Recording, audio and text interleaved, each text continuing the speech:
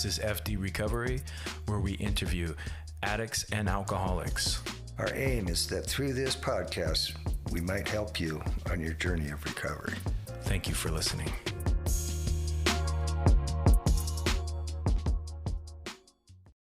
This is FD Recovery. My name is Frank, your host, and my co-hosts aren't here, but they might show up, so you might hear a little noise in a minute.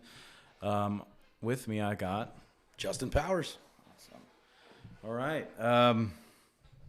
So no, I don't have any studio experience. I mean, I did a little music in the past, but that's neither here nor there. Everybody thinks they're a fucking rapper. You know what I mean? Yeah, I've seen a lot of those. Yeah. No, it wasn't just rap. I used to play the guitar and stuff too. Oh, that's cool. Yeah. So let's give us a little rundown. What's your clean date? So clean date is February 18th, 2020. Yeah, right before everything popped off and the world went. Oh, you stayed sober, huh? Yeah, dude. I actually, COVID had stared. Is that when we met? That's around the time we met, because I remember there was we were at the park and we were shooting hoops. Remember that was a little bit after that, I think. Oh, a little bit after that. Okay. Yeah, because I was in Lovett at the time. I went in February 18th, and then March 17th. Well, so March I think March 15th is when everything started shutting down. They started a mandate, and so the person that was managing Lovett over there was very fearful and took everything very serious. And so she gave me the opportunity to cut out a day early. Otherwise, they were going to start breaking us up and putting us in different places. So I actually only did a 29-day recovery. But yeah, I was in the heart of everything, and everybody was freaking out, and so I was glad to get out when I did. I don't want to stay here and catch COVID. Right? Yeah. No, and nobody had any idea of what was really going to come of it and how bad it really was. So there was a lot of fear. Yeah.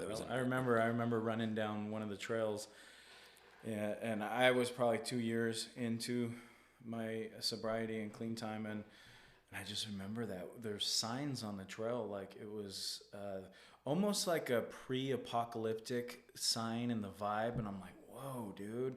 And then when you're running, you already have the runner's high anyway, so it was just kind of like, what's going on? But I remember that real palpable fear that I had, and especially when people crossed me on the paths, of the trail, people were like, whoa. Oh yeah, keep like your distance. Everybody's zombies. It was like a weird. It was a weird time. It was a really weird time. It was. Weird time. And especially being in a house with, I think we had 21 other people there, because it was still co-ed. We had the women outside, the men were inside, and it was loaded. The house was totally loaded, and so Chris took it. Well, it was full, not loaded, right? Absolutely, it was full. However, there was some loaded folks in there too. Yeah. Loaded in many ways, right? Yeah. The whole Suboxone trip. I've watched people. I didn't ever go that route. I should have a couple times, but yeah, loaded whether they're sneaking something, or loaded whether they're getting overprescribed. Right. Oh man, I've seen a whole bunch of stuff, because I've been to 5 different rehabs, and it was just like every time, just the medicine they're giving is just fucking. Dude, it's as bad as the drug. Like it's crazy. We had a podcast actually about some of the pros and cons of Suboxone and Subutex and all these.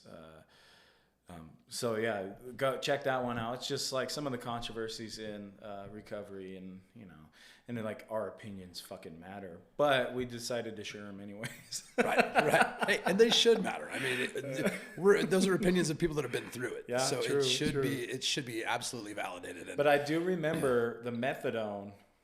Oh, that was bad. That's the fucking highest I've ever been in my life.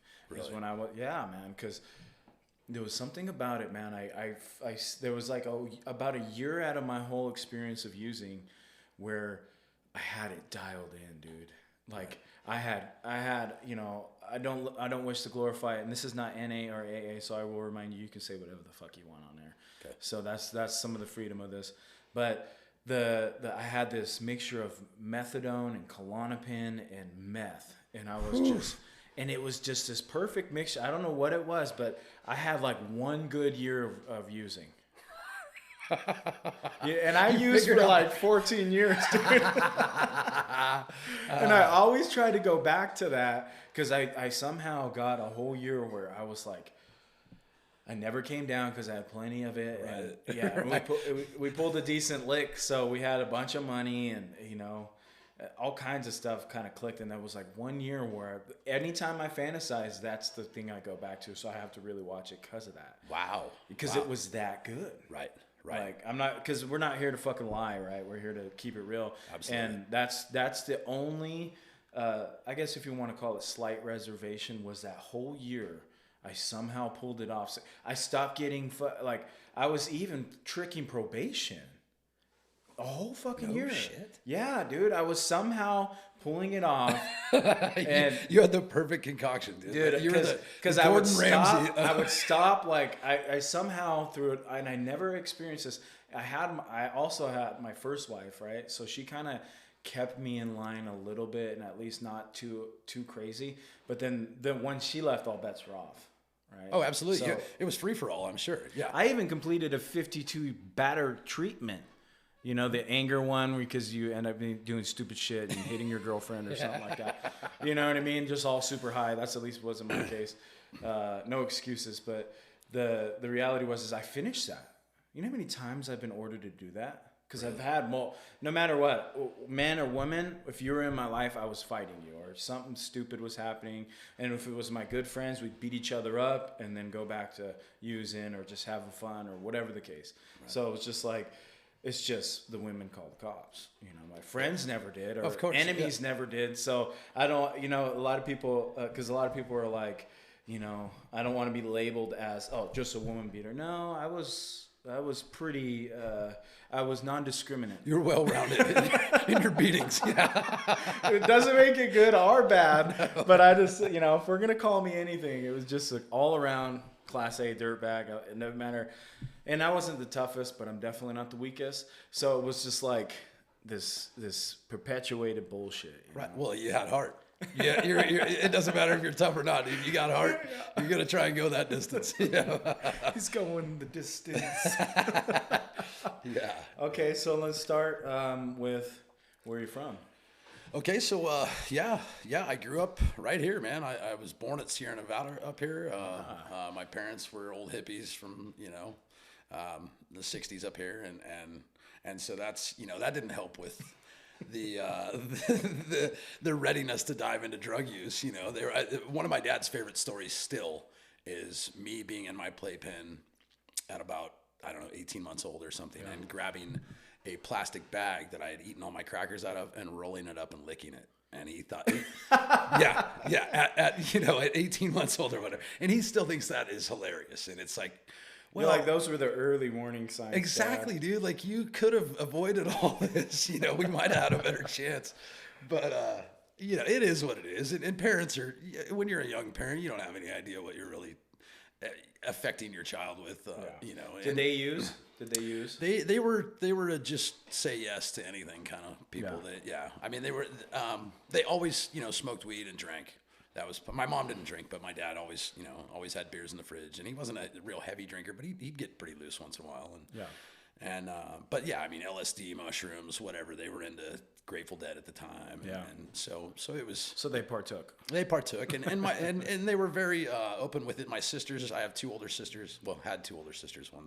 One's passed now, but yeah, my parents thought it was really cool on their 13th birthdays. They allowed them to get high with my parents, and it was like a coming of age thing. Yeah, and so both of them ended up in addiction, of course.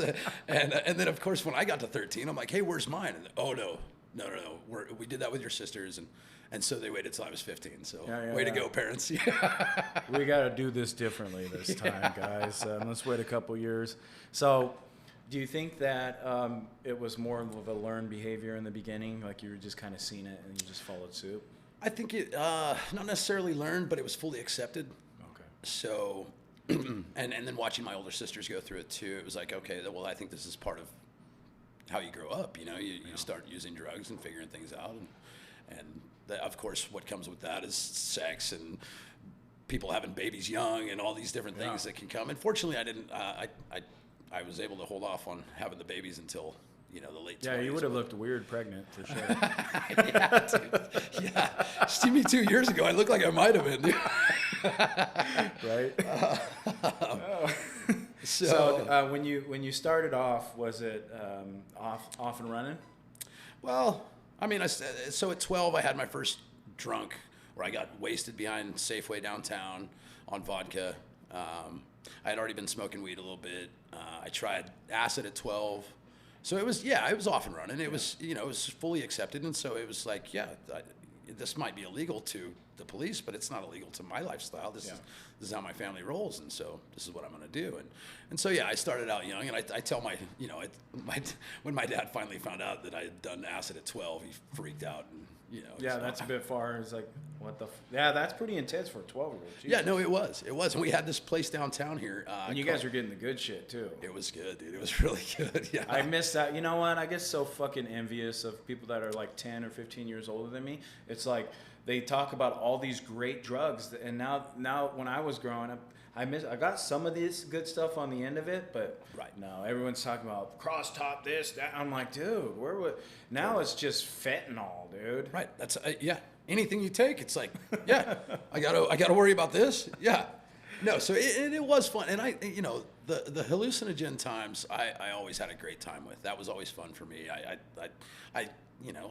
I enjoyed a good meltdown every once in a while, and for me it seemed like it would bring me back and give me a different perspective, and so I saw it as beneficial. I think there's some truth to that because, as much as I love being clean and sober, and obviously I don't say this for somebody to go run out there and try LSD or psychedelics, I am forever changed from doing psychedelics and for good. Well, yeah. And for a good, actually, it's opened my mind up so much to where I started tapping into empathy and putting myself in other people's perspectives. Mm-hmm. And before that, I did that to a variation, but not to the point of where I do now, because it really opened that door. Obviously, you can get there without having to fucking fry your brain. Sure. And sure, if you're a normal person, you can get there, no problem. Yeah, just go to church or something, You don't have to go fucking waste your face on a fucking weekend with the boys and fucking hopefully nobody dies, because you're worried about this one guy I had this one friend, he just kept walking, and we're like, where are you going? He's like, I can't stop my legs. Oh, my God. I can't stop my legs. Yeah, exactly. So, I mean, but to your point, and that's some of my reservations, too, because sometimes I'm like, man, anxiety, depression, you deal with that. For an addict, that's kind of a normal thing, right? You just kind of deal with the anxiety and depression. But I know how beneficial something as like DMT or mushrooms, ayahuasca, there are definitely and I mean the early Native Americans figured all that stuff out for us and made it to where we didn't have to go guinea pig our way into finding the right hallucinogens and they used our forefathers of drugs. But they used it and made it beneficial. The Nazis did the crystal meth for us. They paved the way on that. Yeah, thanks, fellas. Yeah. So I mean, my whole life it was always it doesn't matter that it's illegal. Yeah, I'll give it a try. I don't care what it is. Yep. And so at 15 I did meth for the first time and it was with my older sister, and she had this peanut buttery, nasty, oh God, dude. But it was, I did a little bit, and it was like 2 days where I had thrown a million darts. I could barely move my arm anymore. I'm a 15-year-old scrawny little kid. And so, and it was like, oh shit, like I'm not missing a moment. Like, this is cool. Like I like this. And, so but again, I wasn't on and cracking. I didn't just take off on it. It was, when it was around, hell yeah, I'll do it. Let's party. I don't want to miss a thing. But it didn't become part of my life. And so I was able to keep it recreational. And then of course I would, if there was Coke around, whatever it was, I was just say yes guy. And so, that became part of who I was. It was, I like to party. And all the people I hung out with were the same way. Yeah, they like to party too. And they encouraged it, and I encouraged them, and so we had a pretty good time growing up. But school, went by the wayside, and it was way more important to ditch school and hang out with my buddies and get high than it was to do any kind of schoolwork. And so I look back at that, and it's like, man, I wish I could have. Probably should have stuck with some homework instead. But you take the path you take, and everything bites you in the ass in the end. But do you think that during this, obviously we're as a teenager, there's not a teenager out there that's not searching for acceptance or dealing with, the teenage blues, because you wake up, you were a kid and nothing mattered and your parents loved you and all that stuff. Well, for some of us, that wasn't necessarily Mike, but you come from an innocent mind, and then all of a sudden you're growing up and hormones are pumping through you, and then now you have to deal with the kind of reality of life and trying to figure out who you are. Right. And who you want to associate with. So you think that your drug use, you were just doing it to fit in, or was there something deeper? Well, I think I'm sure a lot of it was to fit in. Again, also it was very accepted, in my family. So it wasn't that I was lashing out or doing anything against the grain. I was kind of going with the flow. And so I just associated myself with people that were doing the same flow, That's what you knew. Yeah. It's what I knew. Exactly.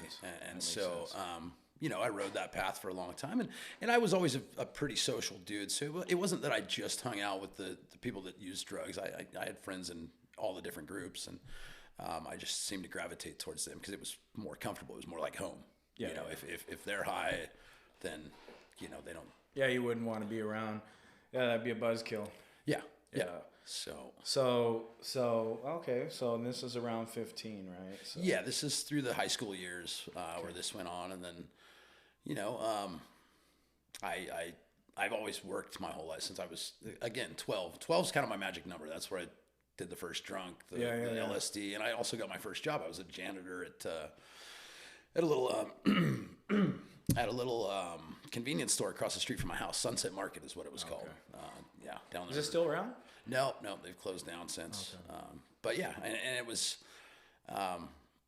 cool because I felt worth. I was going to work every day, and I got my first paycheck, and my parents were never on top of things financially at all. So it was like I got my first paycheck, and I was planning on saving up for a bass guitar because I was starting this punk rock band.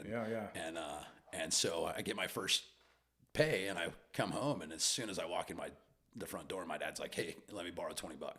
It was like, okay, so and it begins. Yeah, exactly. It begins, and it's like that should have been a red flag. Like, hey, maybe I shouldn't follow the same way my dad's doing things because he's already borrowing money from a 12-year-old. But of course, you don't look at it like that as a kid, and so I've always made sure that I was self-sufficient when it came to finances and things like that. Well, that's good, because a lot of us don't.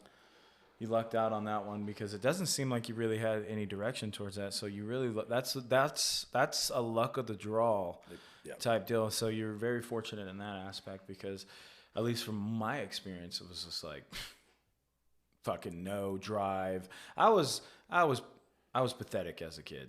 I mean, let's be realistic. Now it's like I look back on me with a little bit of grace and be like, okay, it was just a kid. Right. But I was overweight. Like a motherfucker.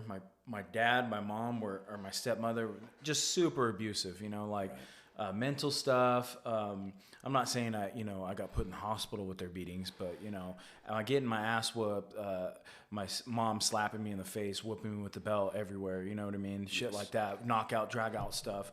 It's like, that's not normal for a kid to have to grow up and have to deal with. And it doesn't even have to be severe where you're in the hospital. It can, and that lack of love really dictates, where your path goes, right? So going back to the whole what you said about having that structure, that's awesome. I want to give you kudos on that because a lot of us don't have, that. I was like, I'll do nothing for the rest of my life and use drugs. Right. That was, there's EBT, I'll do that. I'm on board with that. Yeah, let's do that. Until I got a little bit older, but and shame on my parents for not trying to. My dad was a hard worker, Yeah. You know, he worked, he got himself established in life, and he didn't have any time, right? And the only time I ever seen him, there was just abuse and things like that, you know. And it wasn't all the time 24/7, but it was enough so where that's what clouds my memory of it all. Right. Right. And never do I look back and go, wow, he really taught me some fucking life skills. It just didn't exist. Right. Right. So it's like one of those things that I've had to work through with my sponsor. Right. And so, you know, that's important right there. I had to bring that up because that's, I mean, I'm sure it's carrying through your whole life, right? You've been that way. Oh yeah.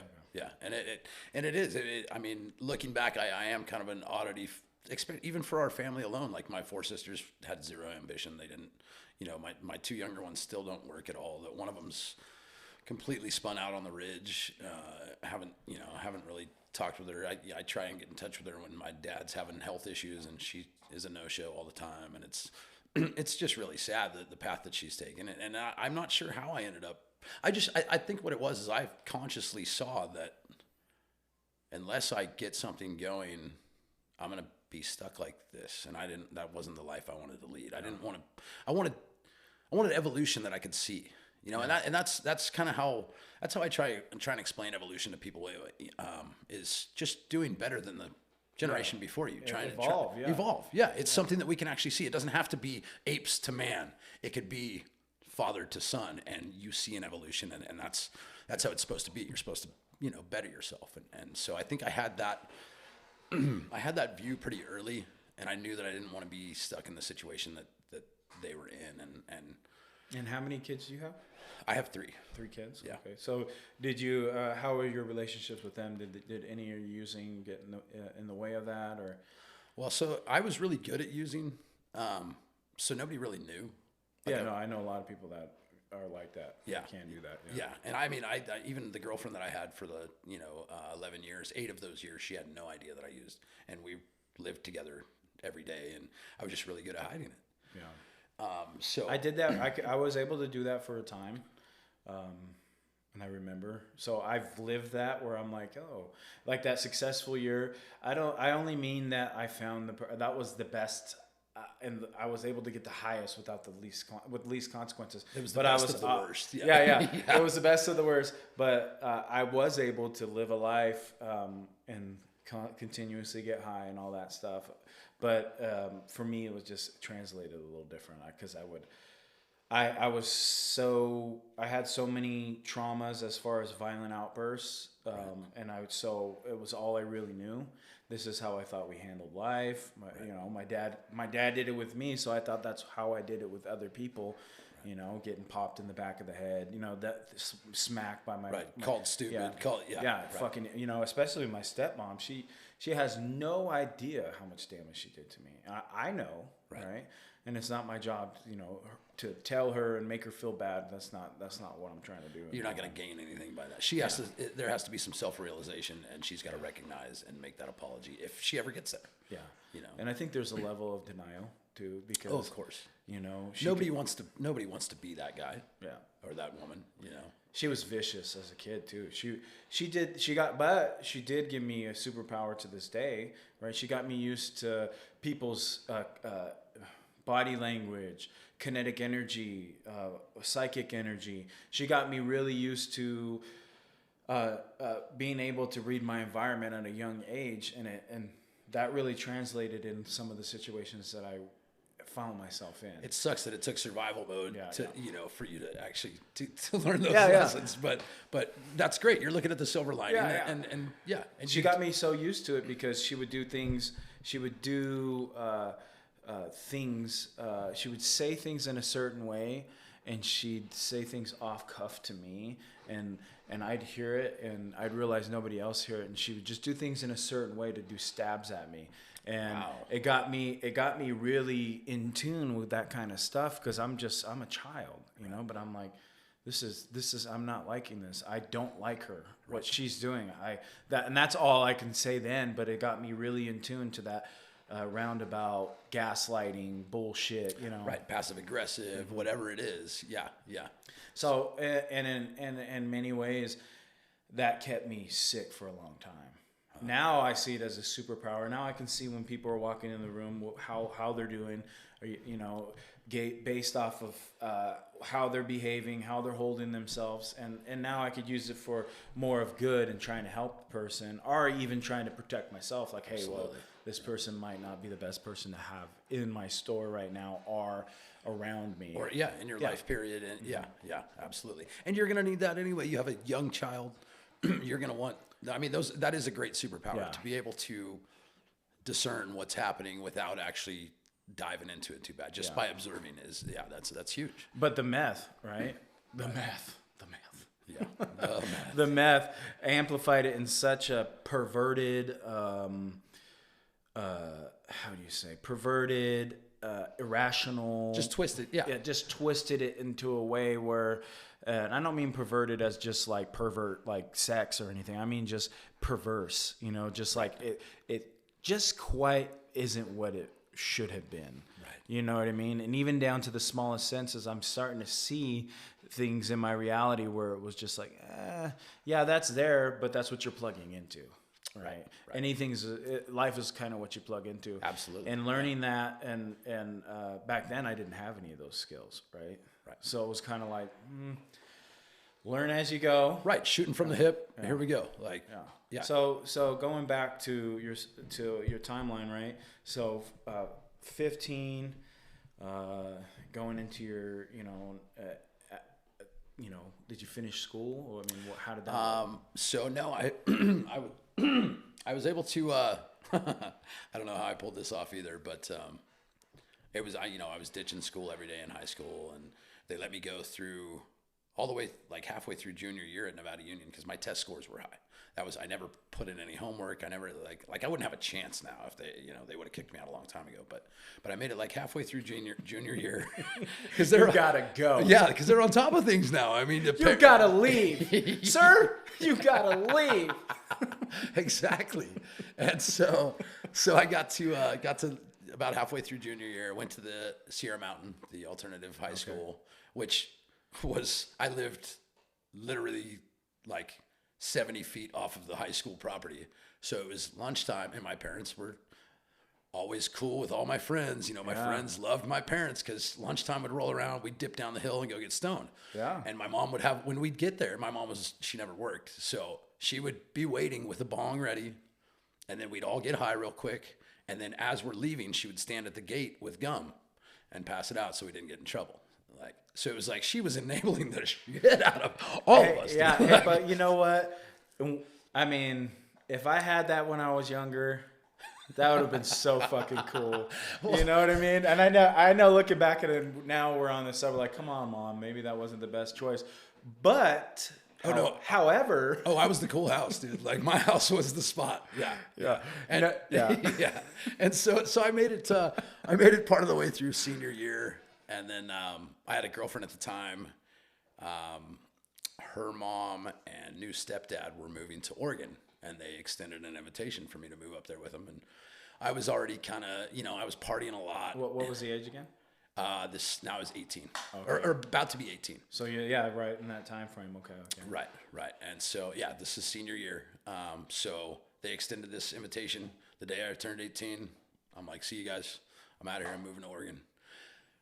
It was also a little bit due to the fact that I thought I was getting a little bit deep into partying, just a little too much, because I was doing meth pretty regularly at that point. Yeah. And so I thought, all right, and the girlfriend that I had she liked to party, but she came from a very wholesome family, a very solid family dynamic. And just she was going to go to college, do all these things. Yeah, she wasn't one of us. She wasn't exactly. And she's the head of pediatrics in Berkeley now, and wasn't one of us. That's not how it works out for us. Exactly. So, not saying we're not capable of that, but we weren't on that track. Nobody gave us that booster. To send us off on the right way. There's a certain type of cloth you're cut from when you're dealing with addicts of our magnitude and where we head in our life is totally different than somebody that likes to dabble, right?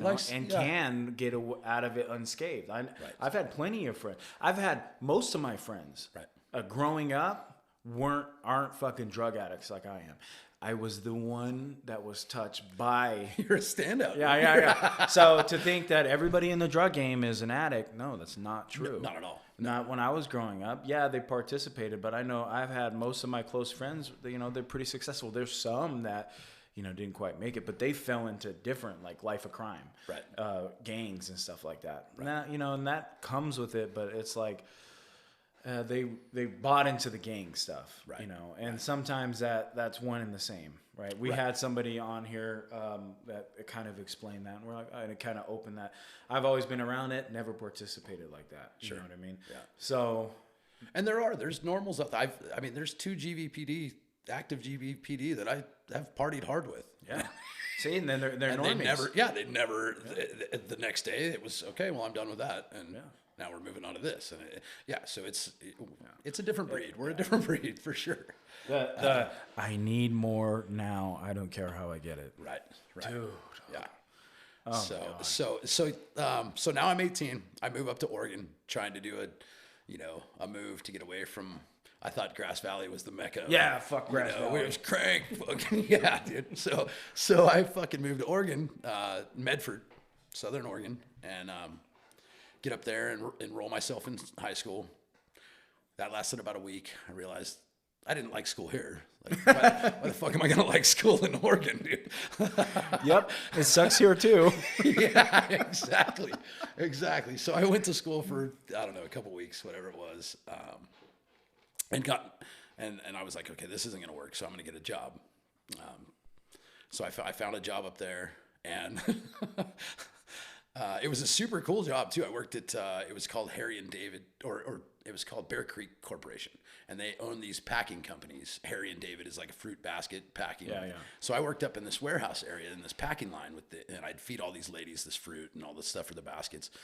Well, the guy that was training me liked to do meth. So of course, that's how all fruit is distributed. Duh. Right. That's how they pay their workers. So we would have, we had this entire top area to this warehouse we were the only ones that went up there. So we had shit railed out all over the place. Little stash spots. You could go smoke here, do whatever. We had full access to this warehouse, and it was completely ours. So I started doing it pretty good up there too. Again, not to the point where I wasn't able to make it to work or anything. There's a progression yes. That's slow. But once you hit that point, there's no other way. Like once you hit the point where you can't go to your work, you can't do anything but use that. I noticed that with me, right? I was able to do some stuff normal, right, but I got caught got busted, back in jail, busted, back in jail, busted, back in jail. So I got stuck in that kind of cycle, and that was like, okay, well, I'll go away for 6 months, 9 months, 10 months, a year straight, and then finally prison, you know what I mean? Right. So it's like I had to deal with that, and by the time it created a cycle for me, like, well, I need to get high right now because I'm just going to go back. Right. Yeah. It may have not been that elaborate, and on the surface, maybe I was like, you know what? I'm gonna do good. I'm gonna try to stay clean. All these wishes and wants, of course. And every time you go to jail, that's I'm gonna do this. I'm gonna change things. This is gonna be better. Mm-hmm. Then you get out, and you're still associated with the same people that you went in with, and so it's like, oh, well, I mean, I could do it once, and we'll be all right. But I'm gonna straighten shit out after that. Like I'm gonna party tonight, and then. And there was a time, I look back at it at different points in different sprees, and there was a time where it felt innocent, right? But then there's this invisible line you cross where it's no longer innocent, and you fucking burn everything around you. This, at least for me, everybody's story is different, but I just got to a point where no, this is not a cool party.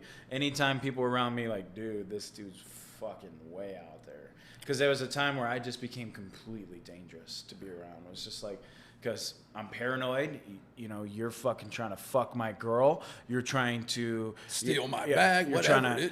You're trying to set me up. Yeah. Yep. Is that an earpiece? What the fuck, you know what I mean?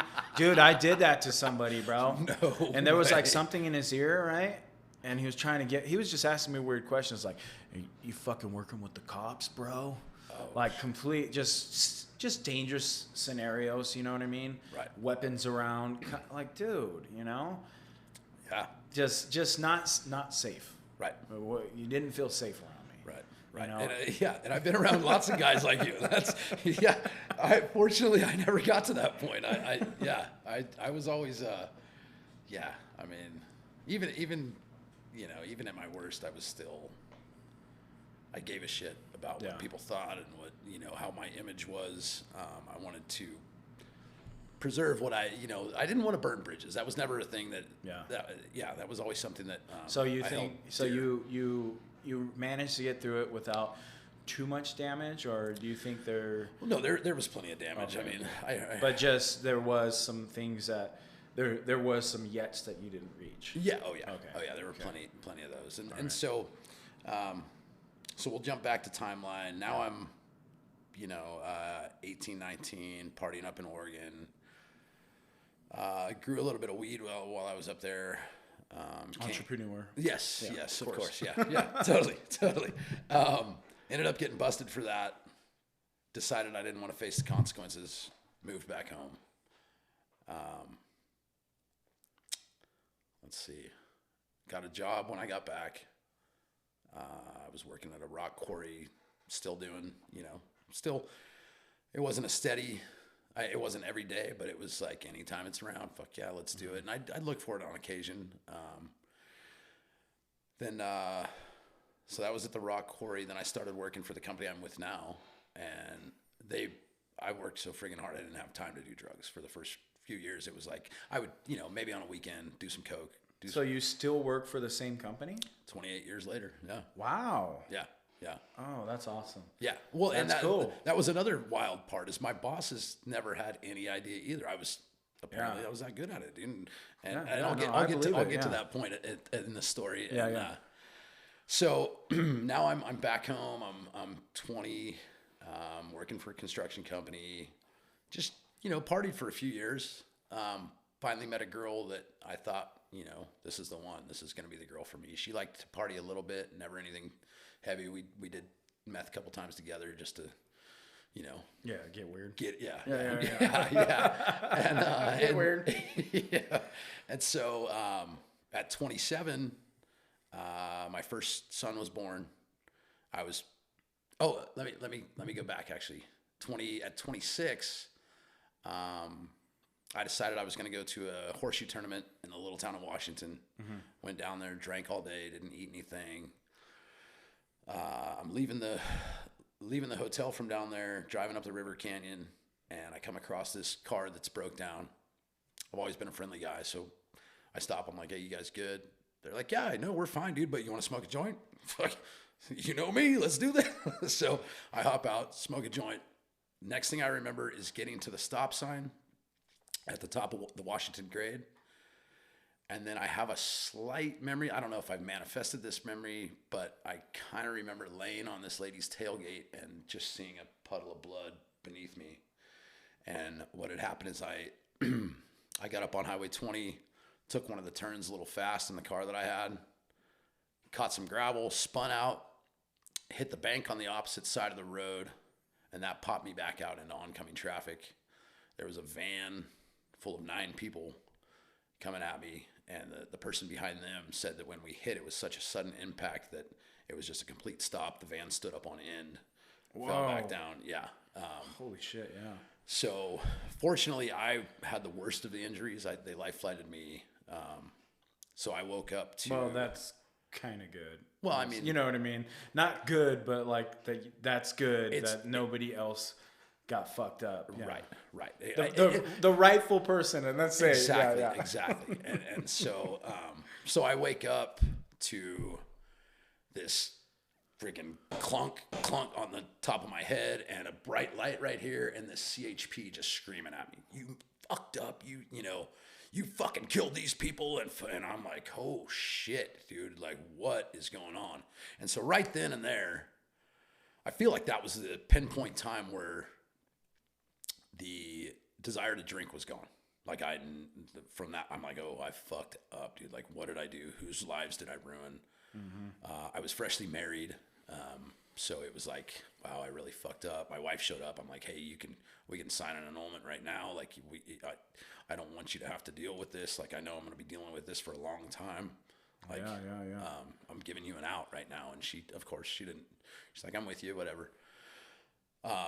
2 weeks later, we find out that she's pregnant with my first son. Yeah. So it takes 9 months for the courts to come to a decision to sentence me or whatever. They were waiting. What had happened to the other people? There were 9 people in the van. Somebody had a broken cheekbone. Somebody had a cracked vertebrae, and like 2 of them, they were a Mexican family, and 2 of them ended up getting deported. So I was like, fuck, dude, I've ruined these people's lives, and so we go. I had stopped drinking. I was completely sober at that point. Those 9 months waiting. Then finally the judge is like, okay, well, it's sentencing date, whatever. So they gave me 350 days, no good time, the whole thing, $400 a month for restitution for these people for the next 10 years. And the judge and the lawyer, So backtrack, say that again. I missed that first part. You said, they said what? What was the sentence? Oh, the sentence was 350 days. Okay. With no good time.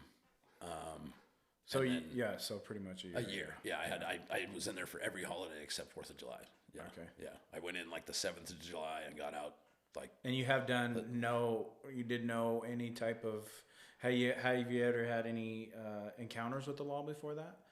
Yeah, I'd been in the drunk tank a couple times. Okay, so just very stupid, minimal, yeah. Yeah, stupid stuff. So, but there was all centered around drinking then. Yeah. In a sense, yeah. Okay. Yeah.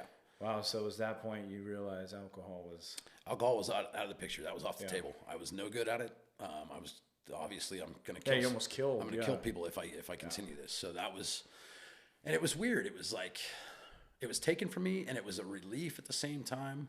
So it was like, okay, I never have to do this again. I'm never gonna do this again. I never have to do this again. I never have to go through this again.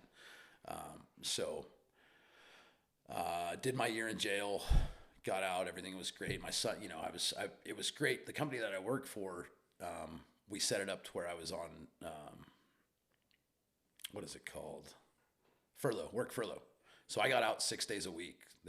My bosses would come pick me up in the morning, take me to work, and we'd work 10-hour days, and then they'd bring me back. And so it was probably the best kind of jail stay you could ever have, because you're out every day. And so I did my 350 So it days. sounds like your fucking job was really helped you out through a lot of scenarios. They're my family for sure. I mean, they're better people than I'm used to having around in my family. So, well, good, man. And that's like, it leads me back to something we were talking about in the rehab, right? Is like who the family you pick, man. Right. It's because the family you start off with, their blood and all that, and I love them to death. Don't get me wrong. Sure. But the people I surround myself with today, they're my family. Absolutely. What I mean? They're the ones that, no matter what I've gone through, they're there for me. They're not there trying to fuck my girl. They're not there trying to get what I have. Well, that's what I was going to say, because blood family becomes ruthless. When it comes time, when you die, like all I ever see when someone dies in a family is the rest of the family just gets ruthless. And I want this and I want that. And it's like, that's not family, dude. That's not how it's supposed to work. Well, that, and funny you mentioned that, is somebody, a really good friend of mine that I consider family, that helped me out so much, gave me a place to stay, gave me a chance, right? Granted, my wife really helped with that too, because she was already in the place. And then I was there so much that they're like, we need to get you on the lease. But then they did a background check. So I'm like, I'm going to be honest, that background check is going to look really bad. You're going to have to meet me. Like, right. You're going to, so they agreed. They said, okay. I said, because if you do that background check, you will say no. I promise you that. Right. There's just no way around it. There's just no way. I've got 4 felonies, a bunch of misdemeanors that I couldn't even keep track of. I've done over 6 years. You know what I mean? At that point, I got sober at fucking 20, almost 29. But every time before that was in and out, and and all those years on probation. Right. So whether I was locked up or not, I was in some sort of rehab. So my time given to the system and rehabs and stuff like that extends over more than 6 years. Right. So it's kind of like, Well, your track record. Yeah, that's your track record. And if anybody looks at that on paper, of course, we don't want this dude.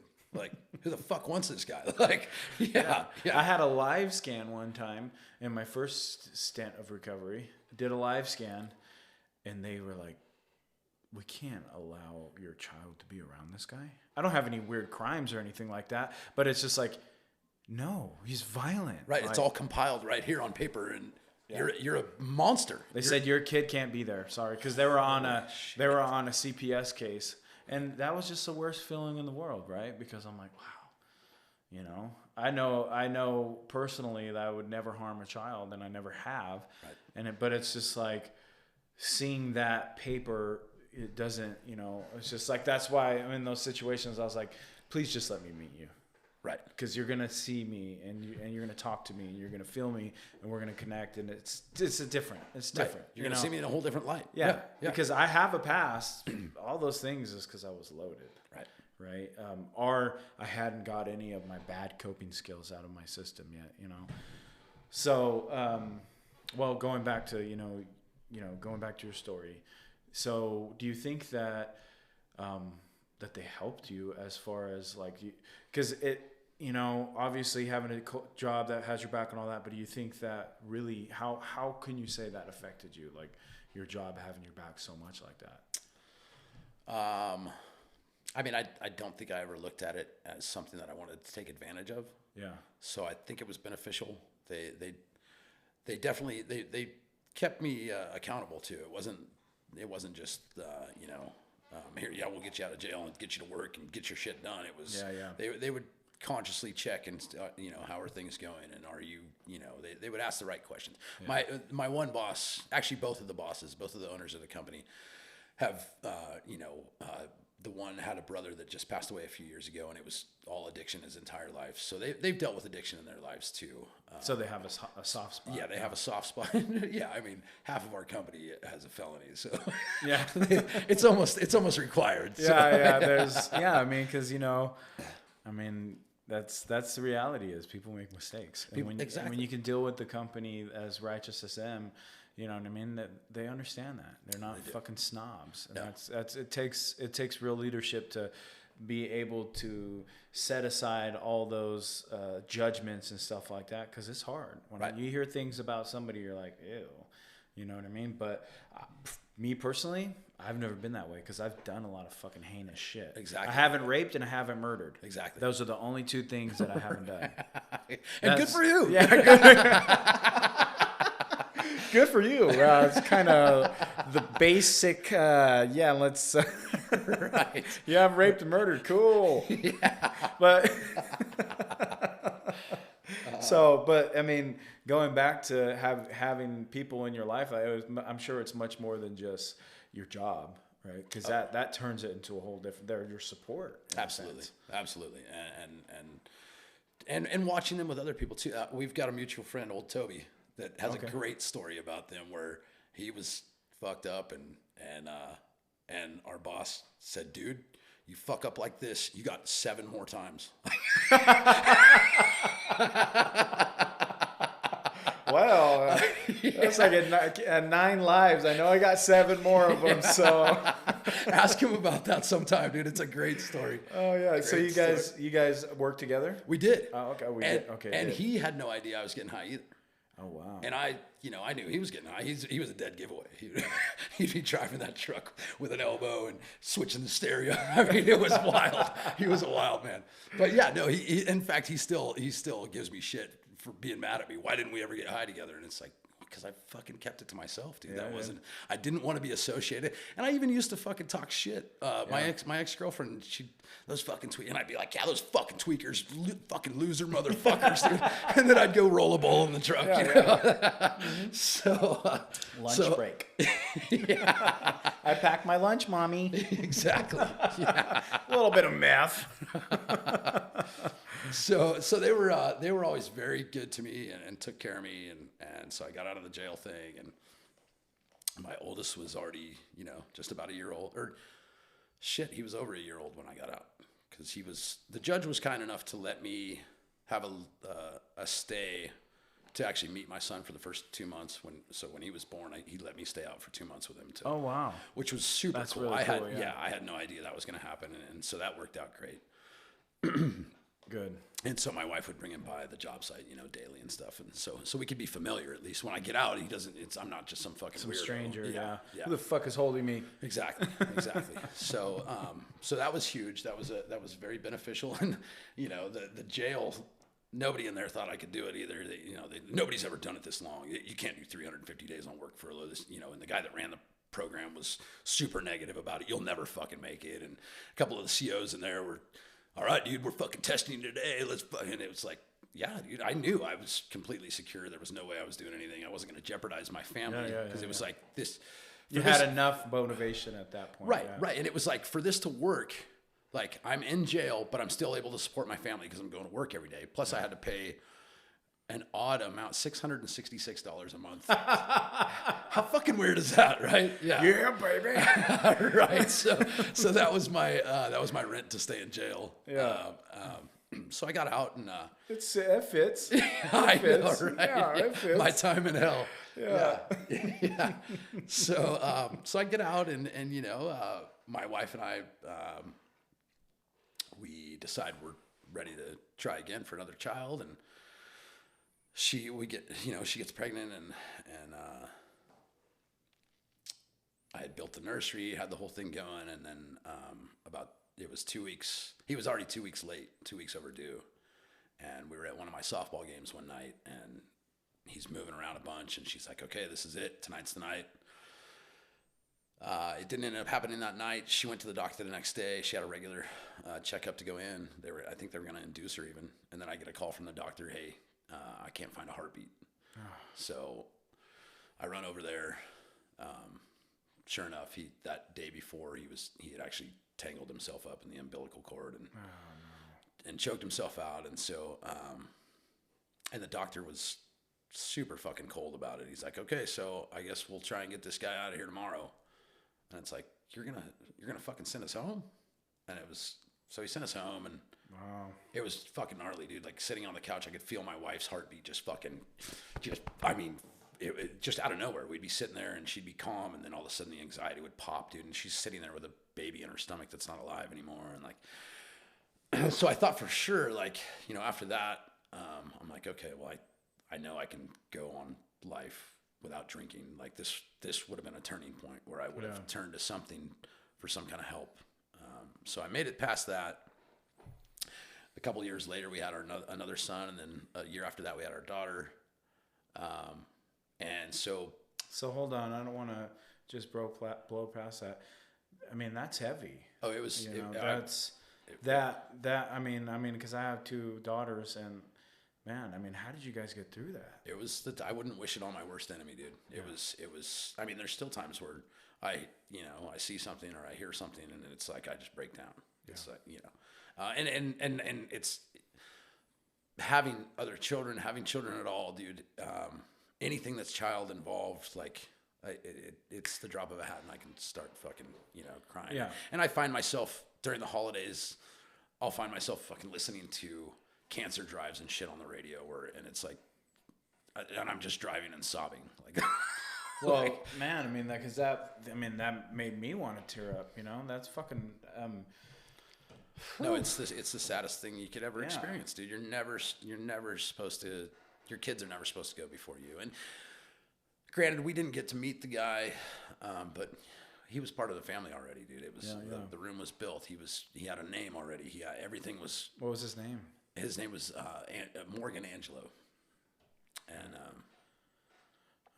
so that was a really tough time. Yeah, bro. I mean, obviously, I know it's your past, but I want to at least extend, my condolences, and also kind of honor him by. That's why I asked you his name, because that's important, man. It is, because that's the stuff that. When I go back to step work and doing the steps and things like that, it's like, that's the stuff that keeps us high, right? Exactly. And that's the stuff that keeps us acting out, behaving the way we do, and never finding that change that we know is necessary to progress in life. Right. So, I'm glad. I'm glad you had 2 more children after that, and I'm sure that helped soften the blow. But I'm sure you both will never forget something like that, because that's traumatic. Oh, absolutely. It's still, yeah. I mean, and so getting past that, I didn't do the drinking, but I know that like it started, like I had to be the pillar for the family. Which was tough, because you don't get to show your emotions. Yeah. You have to be the strong one, and you have to be stoic, and you got to be the oak. Yeah. And it's real fucking hard to do. And so I was that for my family, but then when I wasn't with my family, I wanted to party. I wanted to cheat on my wife. I wanted to do fucking terrible things to make me feel better, and it's not justified at all. None of this is nothing. I'm not trying to say any of this is okay. But it was part of the process. I think it was part of my process, and it was a shitty. I wish I could take it all back, of course. But I definitely did. Which, my wife ended up finding out about the cheating and stuff, and it just, it put huge strains on our relationship. We tried to continue to make it work. We had, our other 2 children, and by the time our daughter was conceived, I started using meth pretty regularly. It started out as I was just doing it on the weekends again. And then it was like, there was a couple guys I was working with that, each morning they would go hit the Johnny on the spot, and there'd be a thundercloud that came out behind them, because they were just puffing it down. And it was like, hey, let me get a little bit of that, and then get a couple weeks into it, and then I'm pitching in on the bag, and then, within a couple months, it was like, hey, can you give me a ball? Like, and so I was off and running. And then off and fucking going. Because off and go. Yeah. I'm surprised man. So going back, I don't want to skip over it, because going back to that, the cheating and all that, I mean, how long were you guys together? At the very end, we had been married for like 12 years. 12 years. So that's a major crossroad for you, right? Oh, for sure. So, how's your guys' relationship now? I mean, have you did any work on that? I mean, it was good. We were pretty good for a long time. She came to visit me in rehab and stuff. And at the time, I had my other girlfriend too, and so they were communicating, and everything was. I mean, my ex-wife has never been a super nice person, and she doesn't like to engage in having close friends or anything. So but she was cordial. Yeah. And I've always tried to make it like that, because you're not supposed to talk shit about your parents or your kids' parents to your kids or anything. So I was always very adamant about keeping it neutral and trying to at least make it look like we were friends and could tolerate each other. Yeah, whether it was true or not, doesn't matter. Yeah, you got. She, on the other hand, was not into that. She liked to talk shit, and my kids would come at me and be like, "Dad, Mom's saying that," and it's like, well, that's what she's gonna say. I can't tell you. Yeah. It's the way she processes things. Right. She feels wrong, And she was wrong. Yeah. I did her wrong for sure. I mean, think about some of those hard times you've gone through, and the way it could have affected her for sure. Like that level of, hey, I went through and I had to carry the baby, and they have a whole different connection, And so that doesn't surprise me. She was like that. That's, I mean, it's heavy shit on both ends, right? And like you said, we can't, no pain is excusable for your actions, but it's a part of the story, you know? Right. That's the key thing for me, is just like, that nasty shit's a part of the story. That hurtful shit that I did, it's a part of the story. The shit that I don't want to think about anymore, and I don't want to have as a part of my story, is one of the meat and potato parts of my story. Like that's. It's the pivotal moments that in our life that we can look back on, and it affected mostly everybody around us, right? Because it wasn't just you, right? It was your kids that had to suffer through the divorce and different things like that. Yep. It was your kids that, why is mommy saying this? I'm sure they weren't hearing that before. No. Because you get what I'm saying? So there's so much of that ripple that we're not really conscious of on a on a deep level. Maybe now, because hindsight's always 20/20. Of course, because now you got to dissect everything. It's like a live autopsy. It's like, well, and I still don't know the full ripple, because my kids aren't grown, so they're going to come at me one day and say, well, this is how I felt, and it's going to be mind blowing to me because I didn't look at it that way, or I didn't, there's going to be perceptions that I couldn't conceive. So I look forward to that day, and I dread that day at the same time when more will be revealed. Yes. Oh, absolutely. Yeah, absolutely. So, you're going through the divorce, right? And at what age do you think you might approximate? Like what do you think you were? This is I'm like 35 now. Okay. 35, and I start using frequently. So you're pretty late in the game for a divorce, right? I mean, if you're gonna get divorced, that's kind of. There's people that get divorced at late ages. Don't get me wrong, but right. Because I'm 35 right now, right. And it's just like, oh wow, and I've already been through a divorce, right. So it's like, but it's different. 12 years, it's a long time. It was. It was a long time. A lot of mine was real quick, boom, in and out. Right. We were married for 8 years, meaning we were not together. We instantly broke up, like almost as soon as we were married, Right. So it was like we were never like, we didn't go through stuff. We didn't have more kids. We were like completely fuck you from the gate, and just never got around to divorcing. Right. So do you think that how did that affect you? I know that you said you did some damage in cheating, but doesn't mean it doesn't affect you. Oh yeah, no, it was definitely it was very tough, and so it was kind of weird. The whole the getting married thing was kind of weird. It wasn't that I was in love with this woman. I think more than anything, I felt like it was my obligation, that I was at that point in my life. I was at the right age. I needed to buy a house, start a family, get on track with the American dream. That was what I was conditioned. I had conditioned myself. My parents didn't do that. They didn't have, they weren't into that shit at all. But I had told myself this is what needs to happen for my life to end up the way that I want it. This is how I got to do it. And so, I structured it, and I wouldn't take any of it back. I love my kids to death. I would never change that. Yeah.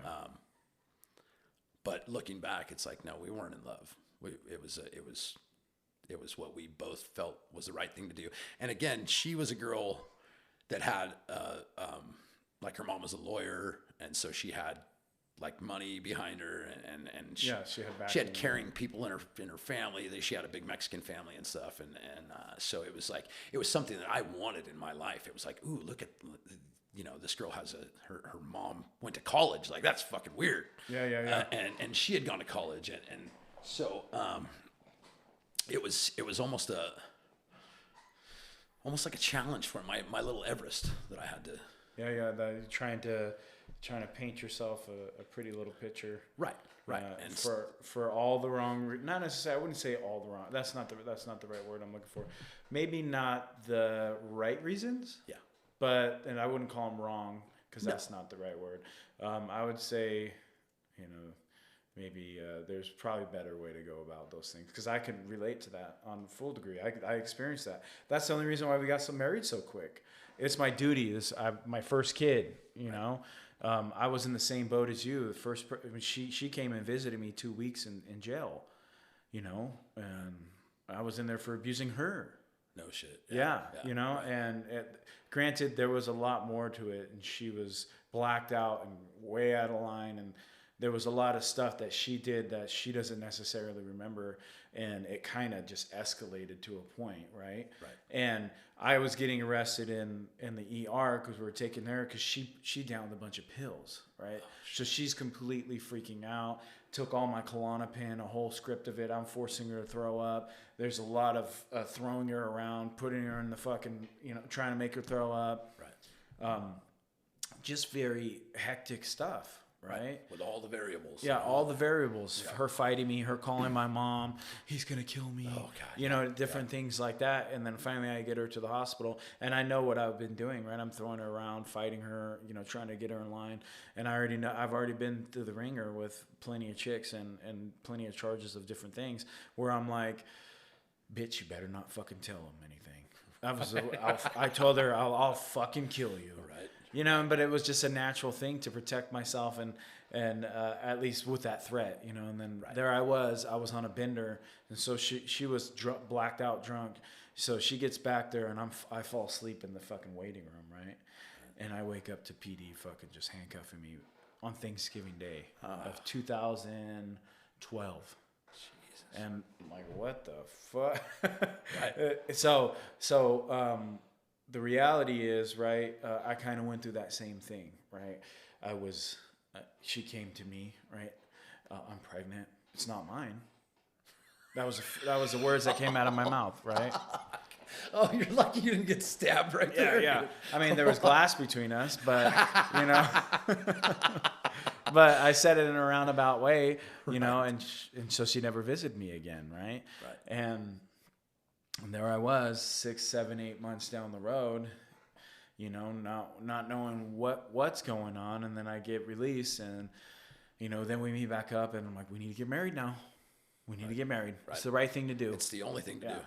Yep. So I could relate to that. You just kind of feel like there's a duty as a man, right? Because, you know, there's so many stigmas, right? Absolutely. There's just I think it's much harder to be a man in this reality than it is to be a woman. Granted, I do like the perks of being a man. Oh, for sure. But no, we are conditioned to not show emotion. We're not supposed to. It really is. It's not easy, dude, and it's not right. Yeah. You know, we should be able to be who we want to be too. Yeah. And that's why you have all these different, you know, I don't want to get any type of weird thing or political, because that's not what this podcast is. But, you know, that's why you get all these radical movements, you know, because nobody would just let each other be who they are. Exactly. And that's just like, dude, if you want to be this, you want to be gay, you want to be straight, no matter what, let them, you know. And that's the thing is we have all these stigmas that really have restrict people and groups and societies this whole time, and it shouldn't be like that. No, dude. Granted, do I agree with everybody's lifestyle? Absolutely not. Of course not. Of course not. But yeah, for me, it all boils down to the golden rule. Yeah. Do unto others, motherfucker. Like, if you're not okay with having that done to you, then don't fucking do it to somebody else. Like, don't, you know, it's really that easy. And if we could really just express that to everyone and make them actually grasp the idea of that, you know, oh, wow, yeah, do unto others. Yeah. Imagine that, right? Like this whole election thing, right? Don't want to bring politics into it, but we just got done with it. I don't care what anybody thinks, against it, for it. The reality is I am a human being on this planet. I'm just trying to live my life, and I should not be viewed any type of way because you think I should fit some sort of box. Right. Whether you think I should lean left, right, in the middle, doesn't matter. I'm a human being in America right now. Right. Right. And you're an individual thinker, dude. You don't just because you decide to go one way doesn't mean that you align with everything. Yeah. No, it doesn't have to be like that. That's the whole. Well, there's this cookie cutter mentality out there that really restricts us as human beings. It's like, and the media doesn't help on both sides. Media is just perpetuating this division. Yep. When really, when you live a spiritual life and you're trying to incorporate all these things that you never have in the past, I think as addicts, we have a really one up on society because we're forced to look at these things about ourselves, at least to some degree. Right. Whether you're actively crazy in the steps or not, no matter what, to stay sober and on this path, you have to take the dive within. Right. Because what happens is, if I don't do that, I'm hurting people around me. Right. And you're not progressing yourself. Exactly. Right. So going back to all these duties and these stigmas, and going back to what you thought you had to do. As a man, I relate to that because as men, it's you know everybody knows that if you're the men know, right? You can't show weakness. Right. You can't. But now I'm in this world where I'm in recovery and I depend on other men, and other men know because the women in your life would rather see you die with your pride and ego than ever show how weak you really are. And not the woman in my life now, but the trend of the stigmas that's been out there is just like, you have to be this person that's strong. You can't be a pussy. You can't do this. And you have to all do it with all this underlining abuse, I can't even share it. I just got to shut my mouth, provide, and just bootstraps. Totally. And getting to a point in recovery where I could build my life and realize I can put myself around people that truly care about me, and I really do have that. Yes. Right? Yes. Where the woman in my life, yeah, she's not perfect, and neither am I. We don't pretend to be. No. Right? But seeing that progression in my life today, I'm no longer. There's a lot of stigmas and head trips out there, but now they don't control me. Exactly. So, but there is, it's hard though for people that are still dealing and stuck in those cycles. That's why it's like, okay, you don't have to feed into this stuff. And yeah, the stigmas are real, but today, now that I'm sober, I've released a lot of that. Absolutely. And I'm on the other side of a lot of those things that I used to really struggle with. I used to really get lost in all the head trips out there because there's plenty. Totally. But today, like I'm the freest I've ever been. Absolutely. And looking at some of those stigmas and getting past it, like, honestly, dude, like, having the ability to go ahead and cry in public is a strength that I've never felt before. Like, we view it as a weakness, but when I see a man cry, I know shit's real. Like, it takes us a lot to get there. You've really got to open yourself up to make yourself that vulnerable. Mm-hmm. And so to me, that whole, oh, you look weak thing is, the way I view it is more of a strength, because you're actually in touch with what the fuck's going on inside of you. You're not trying to bottle everything down. You're not going to fucking freak out and shoot everybody one day because you've got it all bottled up. You have to be able to release things. And it is a really shitty, especially our society, I think. I haven't experienced a lot of other cultures enough to say one way or the other, but it feels like the American culture is that John Wayne fucking, you better man up, dude. And if you're not the man up, you're fucking gay or whatever. You're all people, these things.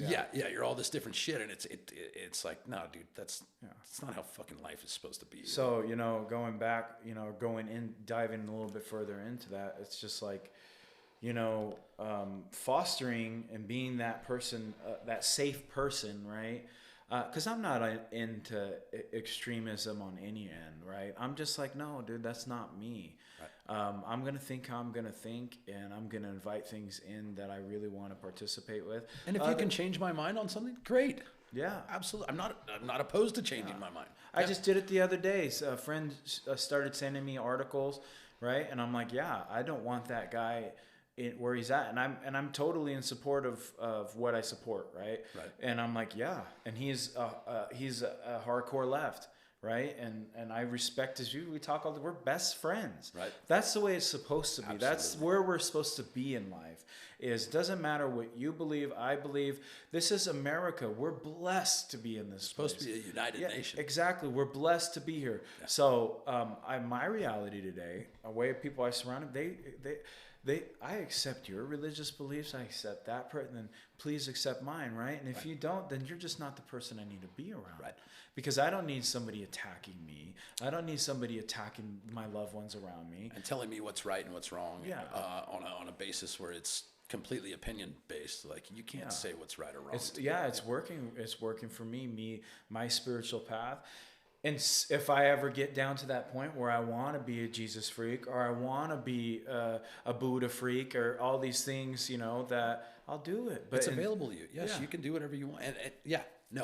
And I've always been on that page. That's something that I feel like I've always had that tool. I've never judged anyone by what they believe in, it was actually cool. I had kind of an eye-opening thing when I was in Lovett.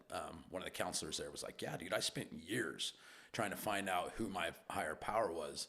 And he finally came to he decided it was going to be the Great Kazoo, which is a character from the Flintstones cartoon that was this little alien dude that would show up once in a while. He would have these little cameo, and he's like, that's who I decided was my higher power. And it's like, whatever it takes, I guess. I guess it was kind of an eye opener for me to say, yeah, you don't have to. It doesn't have to be a certain anything. Yeah. Like, as long as you have the trust and the belief that something's there. Well, that's the difference between religion and spirituality, right? hopefully I'll probably mess this up, but religion is for somebody that doesn't want to go to hell, but spirituality is for somebody that's been there. You get what I'm saying? Ooh, yeah. So, dude, that's good. Yeah. And I hope I didn't misquote it. I might have messed up, but the reality is there's so much power in just being a spiritual being and understand that we're all connected and just energetic. Mm-hmm. And people hold on to those energetic ties of their past, and that's what trauma is. Right. So we have all these. I mean, my posture's forever changed because of the traumatic experiences that I went through, the beatings, the degrading, the stepmom's abuse, all these. And then it only put me in more precarious situations because I didn't know I was around violent people, was violent. So there was more abuse, right? And then down the road of jail. And then, of course, injuries also helped with but my body shape is completely manipulated. Right. It could have been totally different than what, Yeah, so like going back to that whole spirituality is for people that have been to hell and now walk this path, understanding that it's because of those struggles that make me who I am and have built me to this strong. This is where, and I know not everybody listening is going to be like, oh, I understand what he says, but just know that if you're going through those difficult paths, and that's what this is all about, right? Is being able to, where I am, and I'm blessed in being able to get through all the hardship that I went through, is just putting these nuggets of wisdom out there, and hopefully it plants a seed in somebody's mind. Absolutely. If one person, because I'm one person, that's it. Right. And there's been so many things that have come into my perception that have radically changed me. Mm-hmm. And it was even just a book, even just something that as simple as what, that quote that I just told you, right? Yeah. It wasn't something I made up. It was passed down. Right. So the reality is if it can just help that one person affects hundreds of people. Absolutely. Just one person affects hundreds of people. Right. So that ripple effect, and then they help that one person, and that one person helps hundreds of people. Well, and that's the beauty of it. It doesn't even have to happen at the moment that they hear, like that quote you just made. That could pop up in somebody's head 5 years from now and be like, oh shit, I get it now. Like this is what. So yeah, the seeds. That whole thing of seeding exactly the fertile ground of people's minds is. Yeah, you're not gonna. It doesn't grow right away. Right. It takes a while. You gotta nurture that shit. You gotta, You gotta come back and water it. Right. And some seeds get lost, and then later on you're like, wow, okay, this is what I forgot about. Let me nurture this. Right. Because it's gonna take a specific event to recalibrate those thoughts and then it'll click. Because you know how many people that have came into my life and told me everything I needed to hear 1,000,000 times. Right. But it had to take a certain level of pain or a certain level of energetic alignment of the stars for it to just fucking click in that moment. Right. Whether it was from a person or whether it was a place or whether it was from a spiritual experience of something that was going on with me and the way it was calculating around me, whatever it was, that shit was told to me 1,000,000 fucking times by my parents, by everybody that was trying to heed warning. Right. But it ain't gonna sink in until you're ready. Right. It's like popping your head out of your ass. Totally. That's exactly it. Yeah. And it sucks because you think, so when I went to the rehab and it was like, okay, all these tools were given to me, all these things, and it's like, okay, my head is gonna pop out of my ass, and it's like, I feel like it is, but I still have moments where it's like, oh fuck, okay, there's another eye opener. And so the road is not short. Like you're gonna, from this point on, from when you decide, when you make that actual decision where this is it, this is how I'm going to change my life. Which is step 3, right?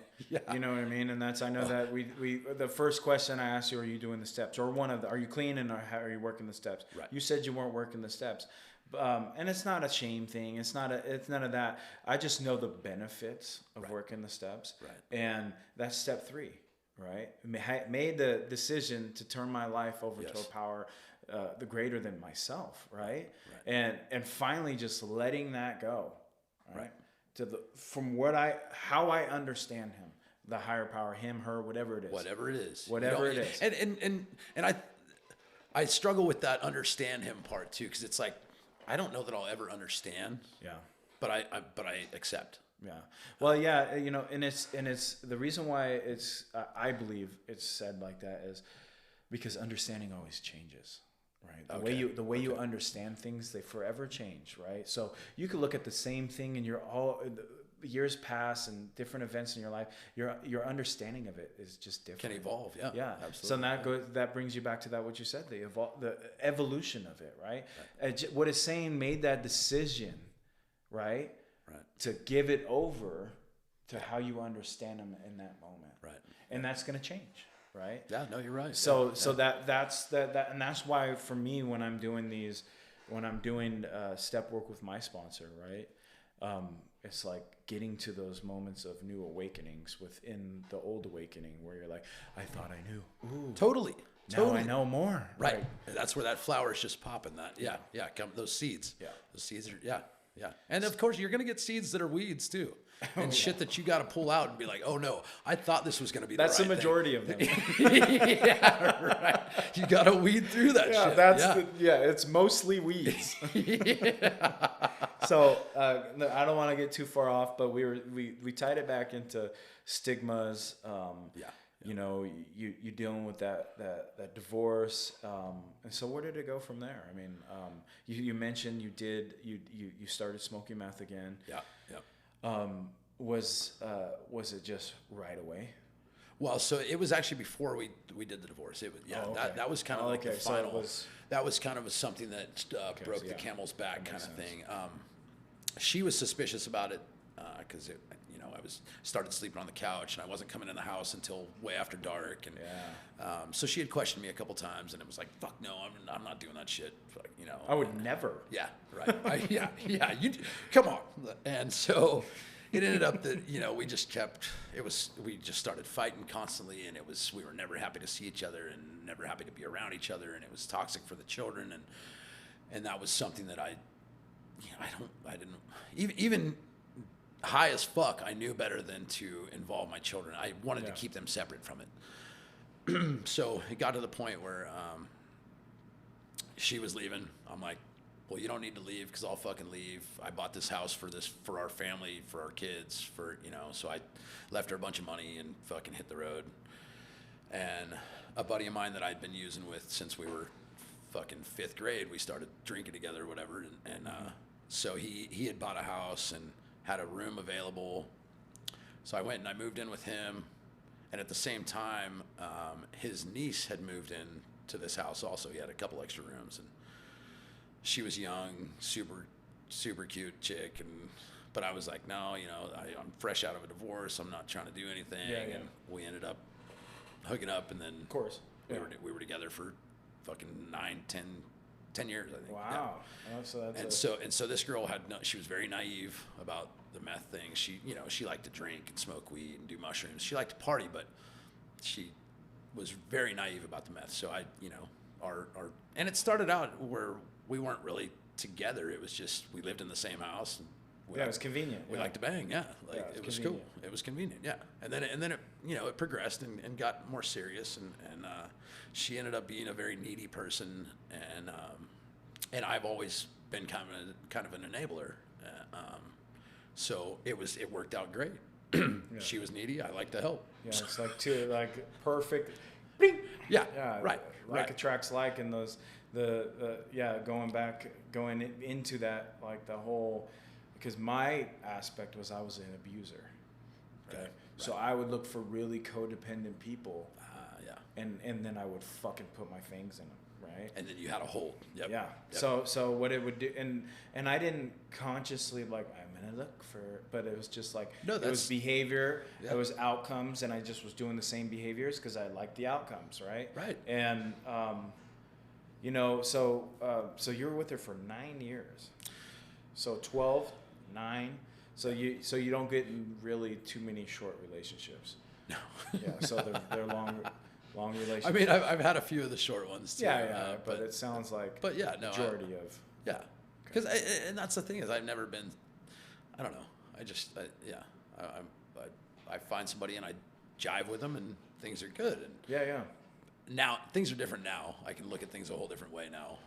So we were together, and I never thought it was going to be anything serious anyway. So it was Never thought it would be 9 years. No, not at all. So I was cheating on her early of into course. it and stuff. And again, she was young and naive, and so there was never. She never questioned anything. I was always at work every day anyway, and I'd come home and she'd be happy to see me and the whole thing. And so we had what looked cool. It looked like a cool relationship. And my kids were, I was like 35, 36 at the time. She was 20, 21. Yeah. And so, that's really a big gap. It was a big gap. I was with a 19-year-old when I was like 30 or maybe 29. Yeah. Oh my God. Very brief, but I understand the naivete. Well, and it also worked out great because she was a babysitting age. It's fucking terrible. Oh my God. It was fucking, yeah. Oh yeah. Oh wow. Yeah. Imagine that Pornhub search. I know, dude. I know. Oh man. Okay. So you could say that from the gate, you were maybe, going back to what I was saying, there was some level of use, right? You were using her, or I wouldn't say that particular, but there was an element to that. So there definitely because you didn't take it serious from the gate. You were already cheating on her. Our baby, you mentioned babysitting age. She was fitting the bill for somebody that would allow you to smoke meth and do what you do. Right. And she was smoking hot. So it was like, I had a little trophy thing too. And like, so it was great. Yeah. But it wasn't. It was a fucking shit show. But it was great for what you were doing. Yes, it worked out great. And she didn't question me for the first, 8 years or whatever. And then finally when she found out and that's, that's a really hard part too, looking back at it. Cause I really did fuck her up, like, emotionally. Yeah. Like that. She was a very nice, kind girl to begin with. And so can you say that was definitely some damage done out there that you wish you could take back? Oh, absolutely. 100%. Okay. So I won't harp on it too much, but that's where the steps come in substantially, right? Because you already said you have a sponsor, right? Yeah. So you already have somebody there. So one thing I don't want to dig too much into it because I'm not about because there's a certain natural thing that in this program, well, you're only doing the steps. What the fuck? You should feel shame about that, or you should. No, that's not what I'm trying to do. What I'm trying to convey is just the benefits. Yes. Right. So the thing is, you're not only helping you, you're helping your sponsor. Right. So a lot of people like to go through this life like. Well, it's not going to help me, or I got it. But it's like, it's not about you. It's about like, what are you going to do? How your sponsor needs your help too. Right. Or the thing, it's like, it's when you're doing something like that, the participation that has to be involved is like, you're not just healing you, you're healing that person. Right. And that's the thing is I invite people to always think like that. So like, yeah, if you think you're okay, that's cool. Then you'll just be even okayer. Right. Right. You're okayer. But the thing is, it's like, don't rob somebody of the chance of, of being your sponsor like that. Cause that's what sponsorship is. It is, being able to call them and stuff like that. But a real true sponsorship is going through the steps, right? Right. And helping you get to that part of yourself to even where you don't think it needs that much help. Or where you could get to those points where you can make an amends. Right. Step 6, 7 defects, all that, becoming willing, 7, 8, writing the list down of all character defects, all the people you've harmed, which is 4, right? But then going through all the character defects and writing all these things down, assets, liabilities, all that, and then getting to a point where you're going to make those direct amends. Right. With doing so, we won't injure them or others. Yeah. But getting to that point, right, and being able to get there with the sponsor and do that work and say, okay, you're finally ready. Right. You've done 1, 2, 3. Those were the God steps. Admitted. Right. Invited the power within yourself that could restore you to sanity. Right. And then third, gave that power. Right. Control. In the situation, and then you were ready for inventory. Right.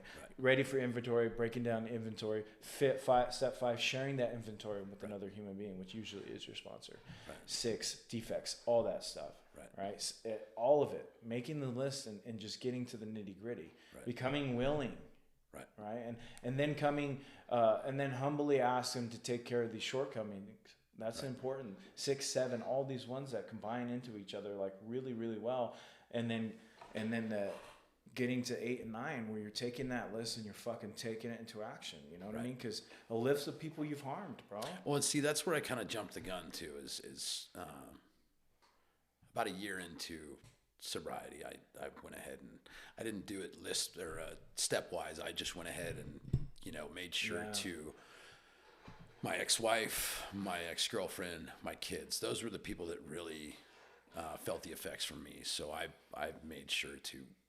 I didn't write it down, which I probably should do, but I made sure I physically went to them and said, "Hey, I know the stuff that I put you through, and I there's stuff that I don't know that I did to you, and so I definitely tried to." So you definitely did a form of it, a form of but again, it's not it's not doing it according to the book, and I probably should, and I should, my sponsor's really not diligent about it either. He's a guy that he was my sponsor when I stopped drinking 22 years ago too. Okay, and but he's not a social guy at all. So he doesn't really come to meetings or anything. He doesn't.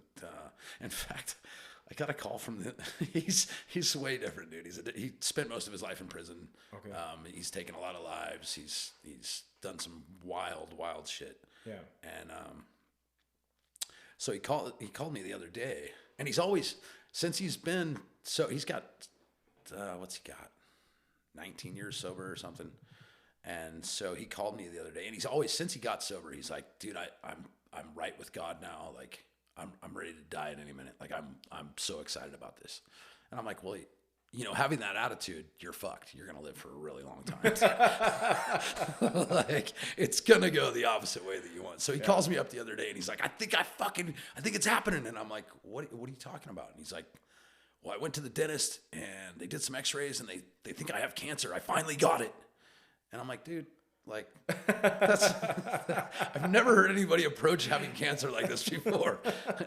And he's like, "No, but it's my time, dude. I finally got to go." And I'm like, "Well, we're going to fix that shit, and you're not going anywhere, dude." But so he's really out of the ordinary when it comes to a sponsor. And I should probably get a newer sponsored one that's a little more. Well, it's granted, you never cut loose your support system, right? If he's part of your support system and it's positive, right? You don't want to do that. But there's a clear distinction from the way we do our program, and I don't want to bring it back to the program because that's not what this podcast is. Yeah, right. But it's open. We could have an opinion on anything, right? Sure. So the reality is, right? Your sponsor should be working the steps with you, right? But I'm no arbiter of truth and end on. That's just not my job, right? The thing is the benefits that you could the places you can get, and just the camaraderie it causes, right? Yeah. The side effect of it is just now you're more involved with another human being. Then you start getting more participation in that fashion, and then it opens doors. Right. You're off. You hit the ground running, and yeah. See, the thing is, right, is keeping it simple as possible is the most important thing about it. Okay, so now we're at second relationship, 9 years. Yeah.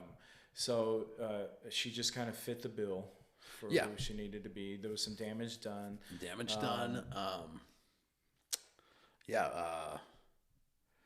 So it gets to the point where she does find out that I'm using, and I denied it a little bit, and then finally I'm like, I use. So she's like, "Okay, well, what are we gonna do about this? Like, I'm gonna fucking move out. Like, I can't be around this." And I'm like, "Yeah, well, do whatever you got to do." And so she left, and then ended up, she came back. She's like, "We need to tell your boss about this. Like, you need to," because I was like, I didn't want to lose the relationship. We'd already been together for long enough, and she knew all the ins and outs of everything, and so she's like, "Yeah, we got to talk to your boss about this, see what he thinks." And so I call my boss up, and I'm like, "Hey, dude, I've got a problem that I've had for the past decade, 12 years, whatever it is. And he's like, what are you talking about? I'm like, I fucking smoke crank every day, dude. And he's, well, you do what? And I'm like, yeah, dude, I've been using meth every day for over a decade now. And so he's like, he comes to my house and he's like, well, you're fucking going to rehab. And I'm like, whoa, dude, like, let's pump the brakes. I just need to stop doing this. Like, I don't need to go to rehab. Like, just, of course. Just fucking tell me to stop, dude. Like,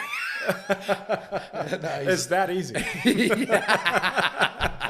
And so he's like, no, you're going to fucking rehab. So we meet with Steve Black. Yeah.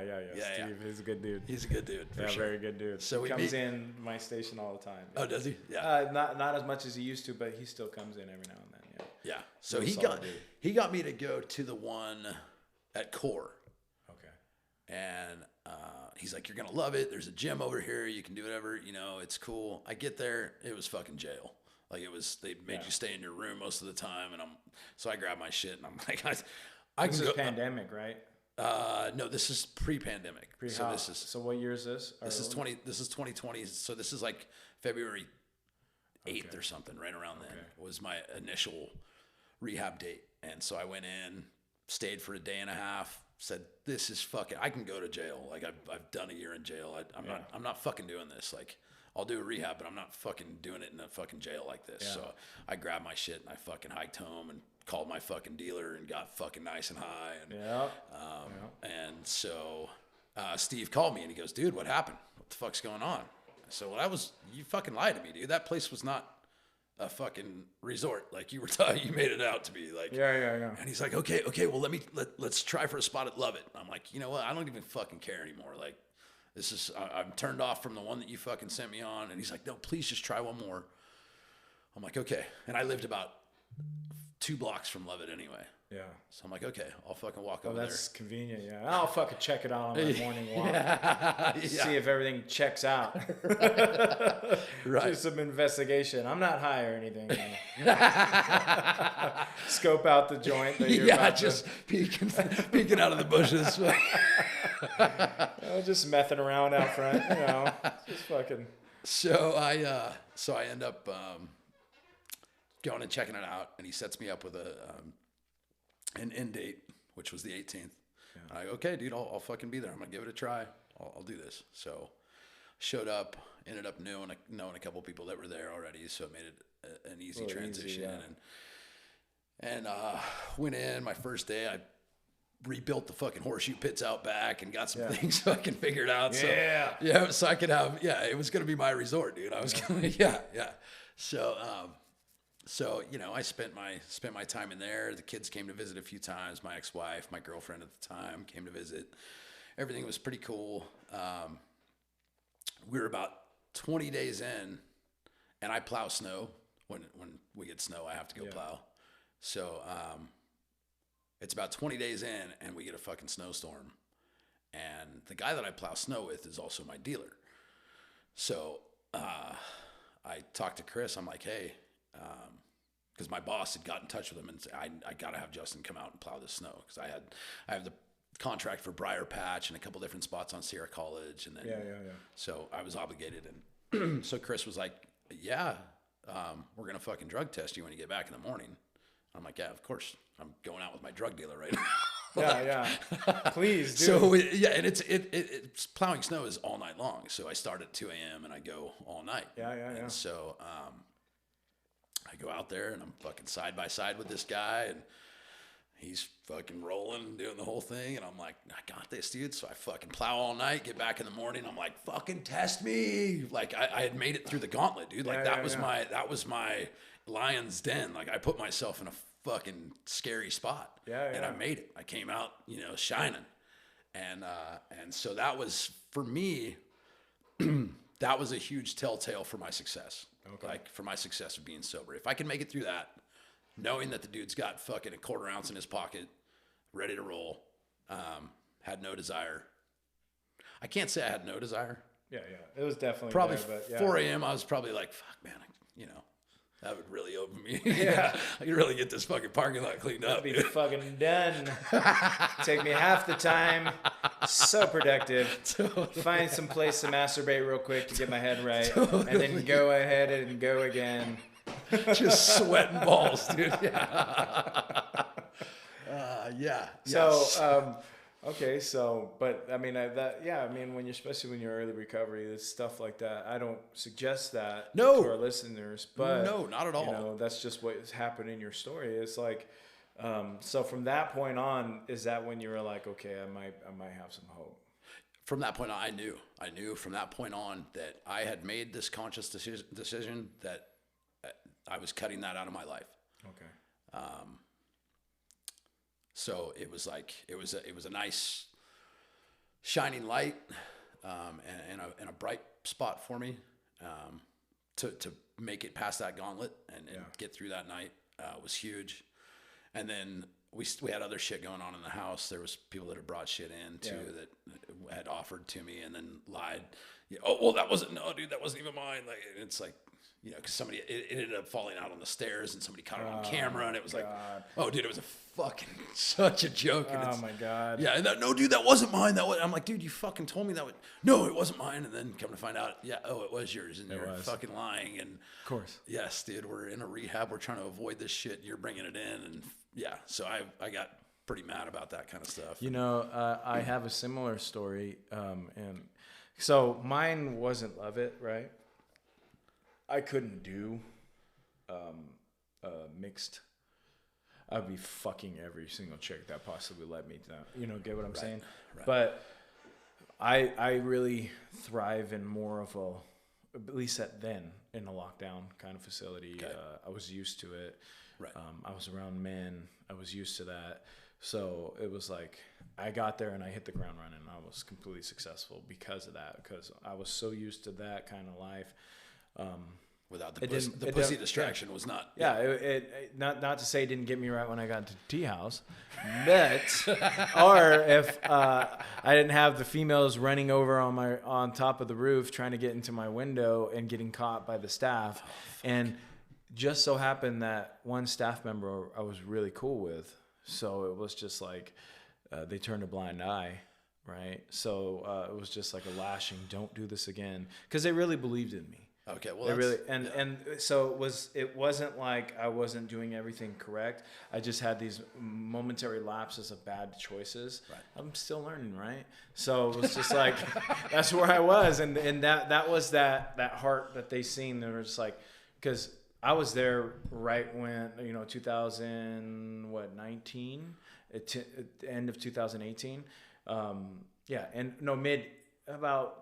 I got sober September 21st, 2018. Okay. Right. So, but I went to a psych facility first for a couple months because I was that fucked up. Right. And plus I was gaming the system. Like I was homeless. My house just burned down, literally. Fuck. And my car broke down at the same time. So it was like this divine fucking planetary alignment that had to happen for me. And I eventually went to the ER saying I'm going to kill myself. And every person from that point on, I just kept telling them I'm going to kill myself, you let me out here, I'm going to kill myself. Because I knew the way the game worked. Yes, exactly. Right? So what it did is it put me into a psych facility in Roseville, Kirby Hills. And then I went from that place and I advocated for myself immediately. I said something was burning inside me. Yeah, homelessness helped, but it wasn't like, I've been homeless plenty. Yeah. I've been houseless plenty. I've couch surfed. I did everything I needed to do to get that bag, and I've done it successfully. Well, successfully unsuccessful. On a yes. I was success at being unsuccessful. Yeah. So the reality is I've been there. So there was something that kind of sparked in me, and it was a pivotal moment when I was sitting out. There was two pivotal moments, right? There was one pivotal moment where I was sitting back in and I just got drunk, right? And because that was the last thing I had to let go of was alcohol. And this guy comes up to me with the beer. It was a neighbor. Gives me a list of all these rehabs and stuff like that. He said, "Hey, I know you need this, but you need also this," right? Wow. Gave me a beer. I popped the beer. He caught me in the middle of a crying session. Like I was rarely doing that, but I was just so beaten down. And I don't know if you know, but like a house fire, there's this soot. Yeah. This black crystally soot that happens, right? And so the next day, may have been, the next day, I was sitting on the stoop because there was a bunch of stairs that led up to the house, a very old house, and it was duplexed out, and there was multiple people that lived in that one house. It was very big, very old. It had history. Somebody from the Sierra College way back in the day built that house. Oh. So the lady would tell me about it all the time, right? And before the house fire, right, I turned it pretty much into a trap house, right? I went over there. I went to CORE when it was in Auburn, right. And what happened was I ended up getting a job there, and then getting a place down the road, and that's where that was. And I was doing really good, and then I relapsed. Right, 2 years in, or roughly almost 2 years, I ended up relapse. I started thinking I could drink O'Doul's and all these non-alcoholics, and some people can do that. I know plenty of people that can do it, non-alcoholics in recovery. I'm just not that guy. It just seems like a slippery slope. Yeah, it does. It does. Yeah. It just seems like it. So the long end of it, right, or the short end of the long. I'm sitting on these stoops. So the house just burned down, right? I'm sitting there playing my guitar, and this fucking old couple in his car slow down and just look at me with disgust. Oh, right. And I'm just like, fuck you. Oh, yeah. Totally. I'm just thinking in my head, fucking piece of shit. Right. Motherfucker. You don't know me, motherfucker. And then it dawned on me. I had this moment of awakening, the way the lights hit the crystally soot, and the way everything kind of played out, and I'm like, what am I doing? I'm still partying. This house has burned down 3 days now already. Fuck. And I'm still partying out in my broke down car, still drinking, still getting the bag, right? And it's slowed down, and I stopped using meth like for the day before, like, but I was still drinking, right? And I'm like, something needs to change, right? And then all these things started happening for me, right? And I had this sudden change of mind, and I'm like, I need to go to the ER. Finally, my mom texted me, said, just go to the ER, say you're going to kill yourself. I'm like, okay. I call a friend, they bring me, and then I go. And then from then on, it was just nonstop. Like I was just like, there was something else guiding me the whole time, right? Wow. There was a higher power working in my life, because everything, I'm like, I don't like where I'm at. And I've been here so many times. Maybe not that variation of it, but I've been there so many times. I was comfortable with it. Right, you were in the shit. There was a point where people were like, "Well, it's because you're homeless," or because this. I'm like, "No, dude, I was comfortable there. Right. I was comfortable in all these heinous places. Right, that wasn't the issue. There was something spiritual that was happening to me at that moment, right, where I knew something needed to change, or I was gonna fucking die." Right? And or kill someone. Right. That's the reality. Which is even worse. Mm-hmm. I mean, that's to me, I feel like that's worse than dying, because now you got to live with what you did. Yeah. So getting to that point of now I'm in rehab. Now I'm doing the now I'm trying to work a program, trying to do everything I can. Right. Getting to that point of somebody leaving a message? Oh, yeah, somebody's leaving a message. I thought I was tripping, dude. So getting to this point of kind of tying it into what your experience was is I had to change something, right? I knew I was done with it. Obviously have triggers and all that stuff, but I knew something had to change, right? And it was purely a higher power working in my life. There was nothing. It was nothing short from that miraculous. Right. It wasn't because all these things I think that are going on. Well, no, it was something else happening. Yeah. Well, and that's I love that you say it like that, because that's how I felt with the drinking thing. It wasn't that I accepted. It was something turned the switch. Like it wasn't. And for you, this is, you'd been living like this for years, and for all of a sudden, it wasn't your thoughts that did. Obviously, there's a higher power that's out there saying, "Look, motherfucker, I've watched it long enough. Like, it's time, dude. It's time. So they send people. The way my higher power sends people, events, situations, words, things that are so precisely calculated to a T to just get me out of that spot that I was in. Because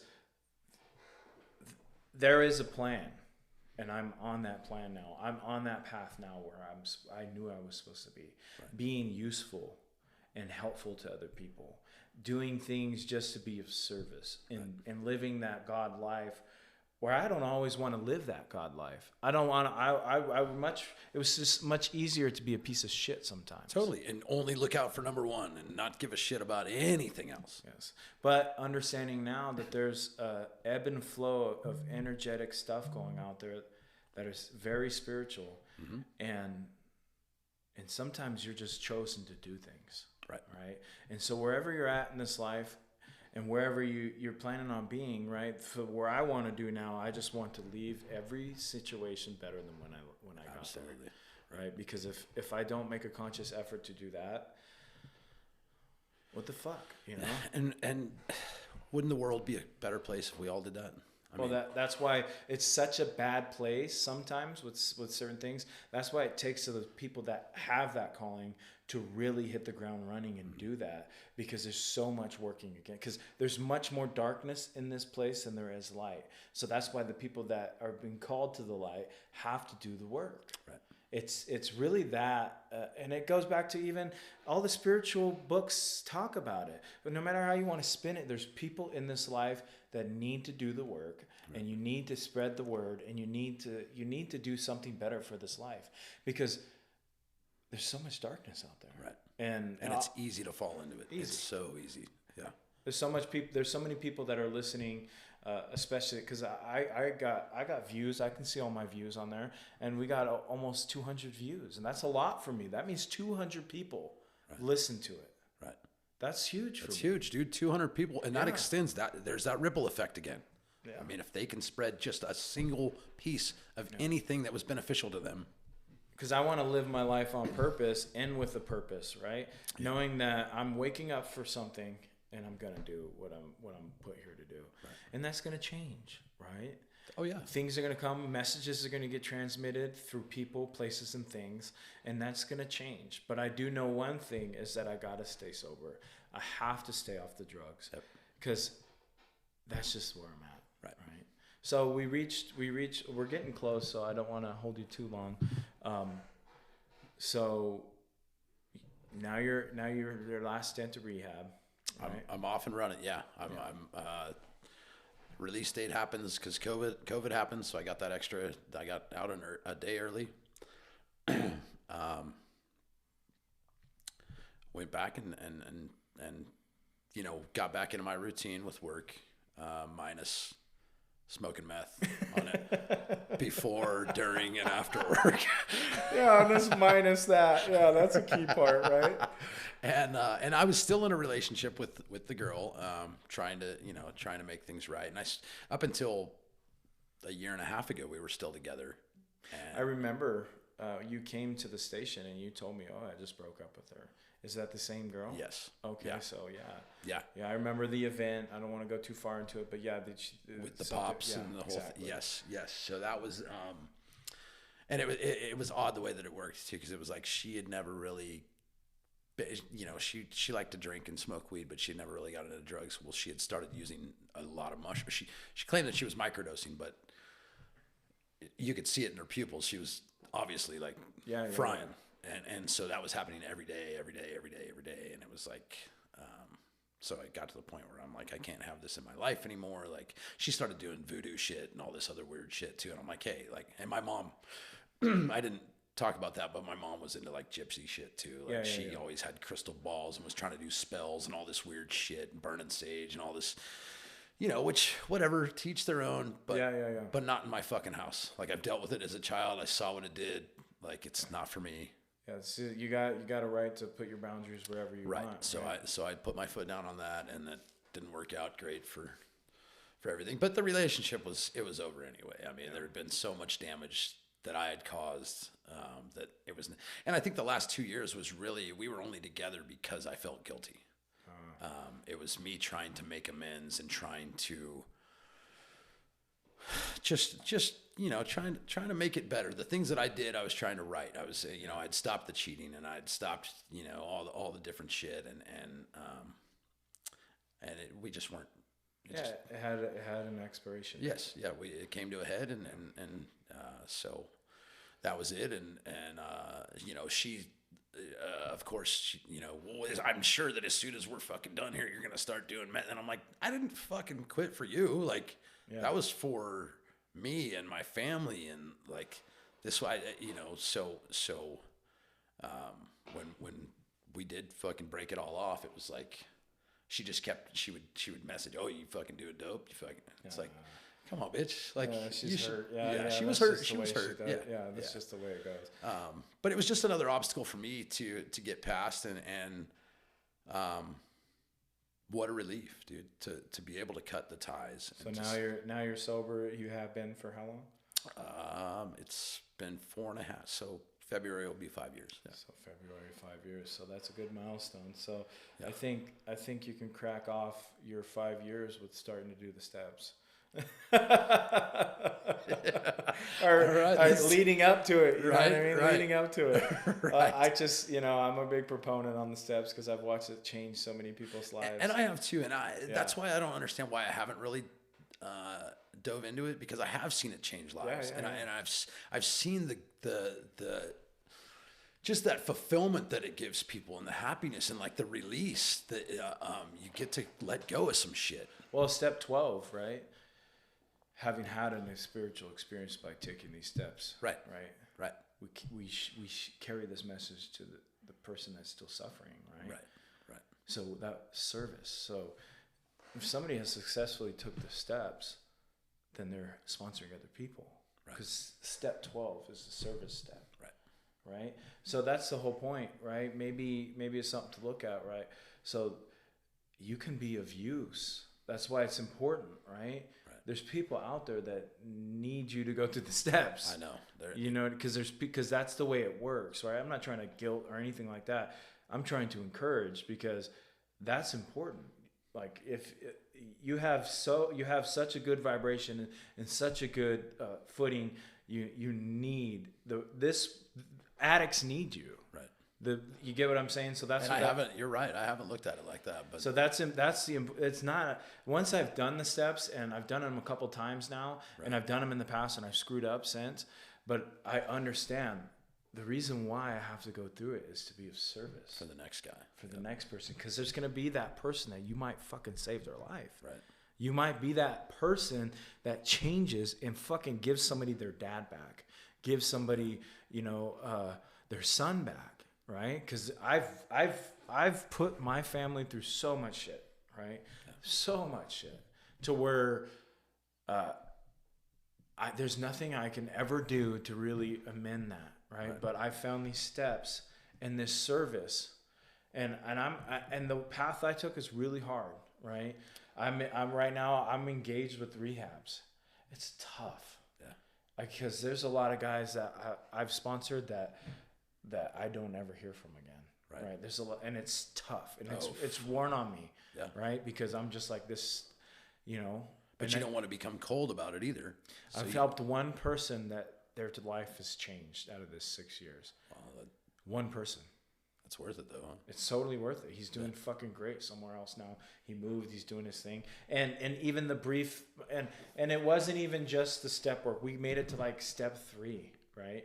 And then his life got busy, but we were always still connecting, always talking about stuff. And I was actively, so the thing I work with, like, when people that I work the steps through them, right? I help them approach different things on a step basis. I don't necessarily say, hey, well, what we're doing right now is step 4.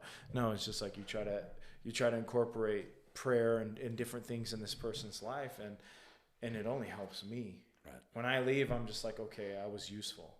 Yes. Right? Yeah. So I encourage you, only because there's people out there that you have yet to help potentially by being able to go to a meeting and saying, hey, yeah, I've worked these steps, and then all of a sudden, hey, can you sponsor me? Right. I'm really struggling.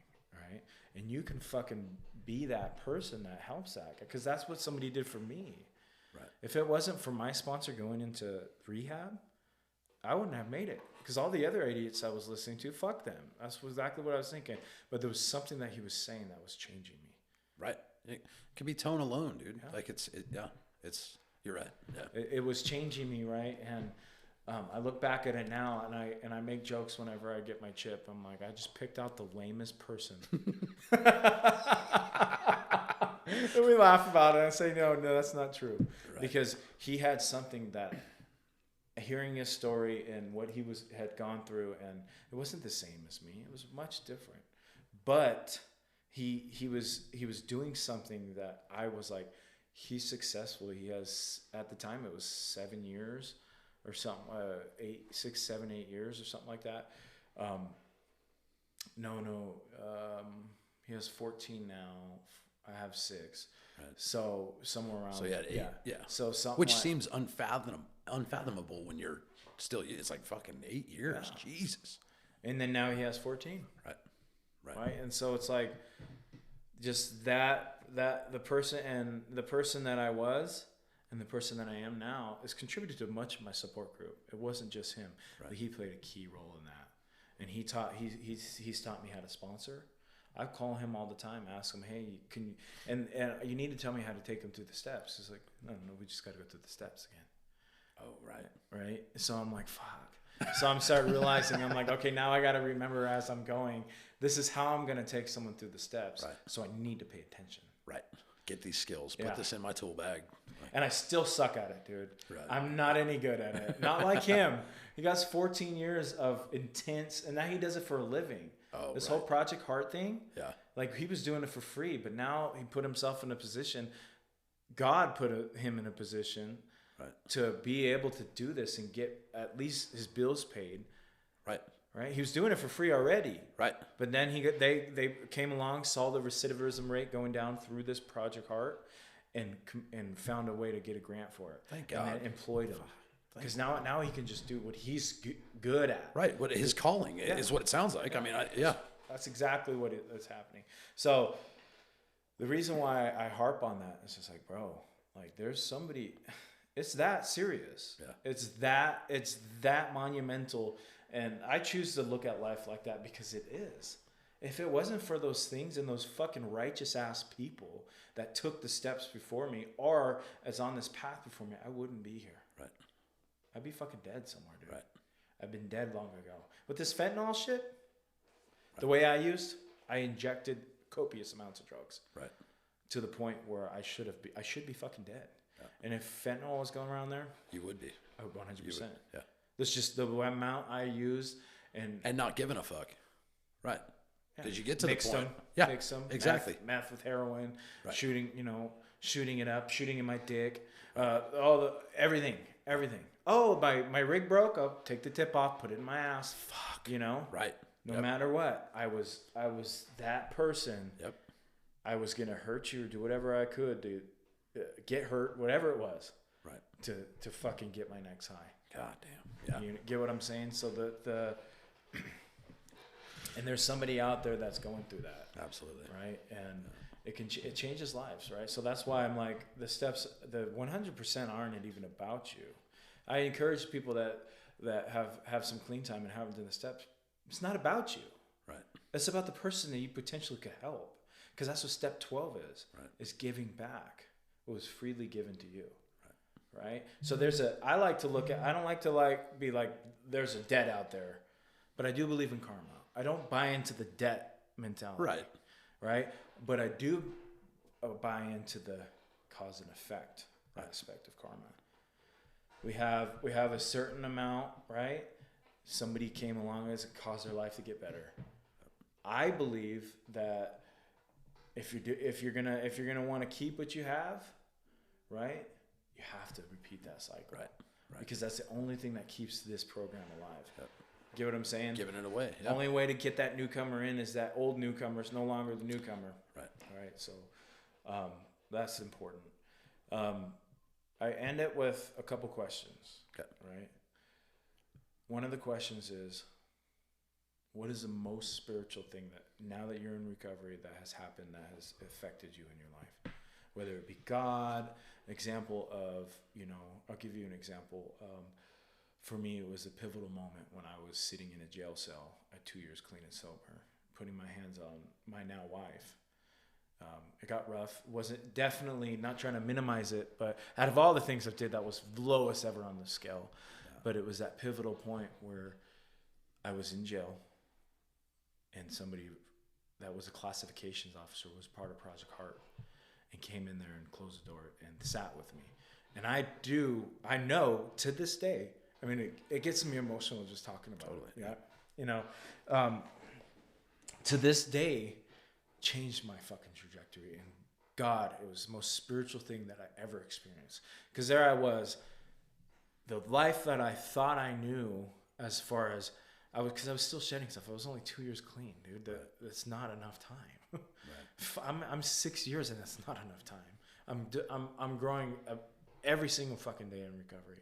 But the thing is I was at that pivotal moment where there I was again, and I had no drug to blame it on. Right. And everything in me was like, you're a fucking piece of shit. You deserve to die. All these things were going through my head. And that person came through closed that door, and opened his heart to me in such a way that nothing short than God. Right. Right. And it really, and this is a classification officer. I was against the system, right. 100%. Right. He didn't need to care about you at all. The reality is that was so spiritual for me, and it completely fucking changed my life. Right. And that's just an example. And from that point on, I was completely changed forever. I haven't had one violent outburst. Yeah, I've thrown stuff, but I haven't put my hands on my wife ever since. Right. And that sounds stupid to normal people, but that was part of my life. That was part of my abuse growing up. Exactly. That was conditioning. So not putting my hands on somebody is a fucking big deal in my life. Totally. Right. And that was that simple event, and it doesn't have to be something as I go into jail. Yeah, no. I'm really trying to come up with what would be the most spiritual. So state it again. Through the question. There's the most spiritual thing going on in your life right now due to recovery. It doesn't have to be something as epic as what I just said. Yeah, because I know that's some strong shit, but it could be something simple. I think it's really just, honestly, so I've lost a lot of people in the past few years due to drugs, and so my sister's son, Ashley's cousin, Gabe, was what happened like a month before I went in, and so I feel like every time I talk with my sister is probably, and we don't bring it up or anything, but it's just hearing her voice and having her look at me in a way that I don't know, just she looks at me different, and just I don't know, man. Just knowing the all the pain that was caused by the drugs that the friends that I did lose, the pain to me, the pain to their families, the pain to their children, all the different things, is this like I guess that would be my spiritual stuff, is when because they're on my mind a lot. Yeah. And so that's very spiritual. And so so anytime anytime things seem to get kind of hard, is I kind of fall back on that, and that connection and with just it, just keeps me grounded and I think centralized on, and like I say, I've made the conscious decision. I know I'm never going to use again, but there you still go through times that are hard, and so your connection with some of this pain, right, or some of these loss, it's very spiritual. Yeah, right. Is. Never, I know you had some trouble explaining that, but that's very spiritual. Yeah. The connections we make in this life, and people that have passed, that's completely 100% tugs on the soul. Yeah, right? yeah, for sure. There, it's paramount, and, right? and never forgetting, like, don't let that memory fade. Yeah. I don't want that, even Honoring.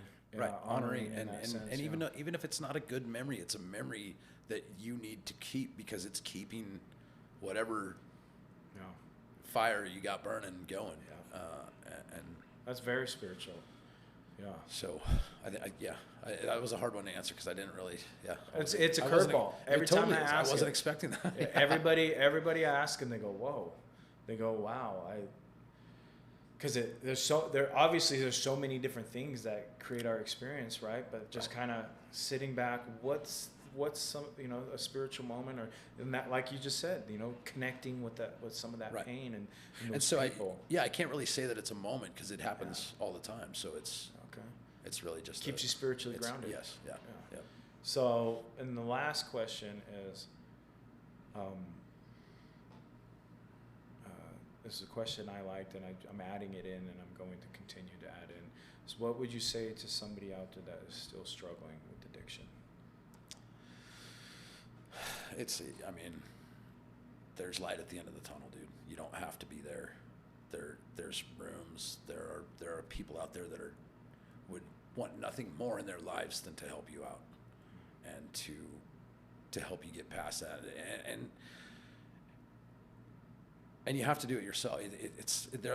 They'll be there to help you, but you have got to make this first step, and you have got to make this decision and commit. It's all up to you individually. Grasp a hold of that higher power. I don't give a shit what it is. It could be the Great Kazoo. It doesn't matter. Grab a hold of that shit. The Great Kazoo. Grab a hold of that shit and hold on tight, dude, and just try and stay the course. It's gonna, there's gonna be curveballs thrown at you. There's gonna be hard times. It's always gonna be so much easier to use than to not use. So take the hard road. It's gonna be, and I say take the hard road, but it's once you start it, dude. It's not the hard road. It's the fucking road it's a lot simpler. And it feels so good. Like, it just feels, giving yourself self-worth is huge, dude. Like, I know when I was using it, I was a dad. Yeah, I was this, but it was like the self-worth. You knew who you really were. You were fucking trying to get high. And that steals from who you truly are. Yeah. So, you're never going to be you unless you're sober. Yeah. I think that's a good thing to end on. I will add, thank you. Thank you for showing up and being pleasure, a part dude. of my recovery. Yeah. We had 2 other people that were supposed to be here, but it went well with just you and I. That was great. We got to the nitty gritty of it. You shared your life story. We touched some topics that brought out a lot in us today, and that's what the sole purpose of what we're trying to do here on F.D.Recovery is, just get recovery on a platform, right? And I know there's plenty out there too, so we're just trying to add to that flow. Yeah. We're trying to get people's stories out there, because there's people out there that are struggling, man. Every day. Every single day. Yeah. Whether in addiction or not addiction, Right. In any way we can kind of add to positivity out there and that light out there, especially with recovery sense. Right. It's just, that's what we're here to do. Right. We don't make any money. I've invested in this so much to where, if you look at the net and gain profit, there's nothing being besides the spiritual aspect. I was going to say the monetary value is nothing compared exactly. to what you're putting out there. Exactly. And that's important. But I bring up that monetary thing. It's just like, we're willing to lose money. Like, none of this is that. I don't give a fuck I've already in this thousands of dollars. Right. I don't care. I will continue to this. I will continue to keep paying for the editor. I don't care about money. It's not about that. It's about just getting something out there that somebody can relate to. And if it helps one person, then so be it. Right. And that's just the mission. And I'd also like to add that the addiction doesn't have to be drugs or alcohol. Yeah. There can be so many different things that can destroy your life that are not drugs and alcohol that you're addicted to. And it's got, addiction has a hold like no other. So it doesn't have to be drugs or alcohol. You can find yourself addicted to a lot of different things. A lot of things. A lot of things. And so we just have to be self-aware of that too, because you can easily trade an addiction for another and not even realize it. Porn, Totally. food, Totally. Women, Totally. And money. Right. And because you're not doing drugs, it's okay. But that's not the case. Like everything should be moderated and addiction's everywhere. Yes, it is. Well, thank you. Thank you, dude. It was a true pleasure and it was an honor to be on the show. Really. Tell everybody your name. Justin Powers, And about to be 5 years sober. hell yeah. Yep. All right. This is F.D. Recovery. We appreciate you guys for listening. Remember, if you got a struggle out there, just reach out to your support group. All right. Peace. Thank you for tuning in to F.D. Recovery. A reminder, be kind to yourself on this journey of recovery. Also, call your sponsor. Get connected to local support groups. And for one day at a time, stay clean and sober.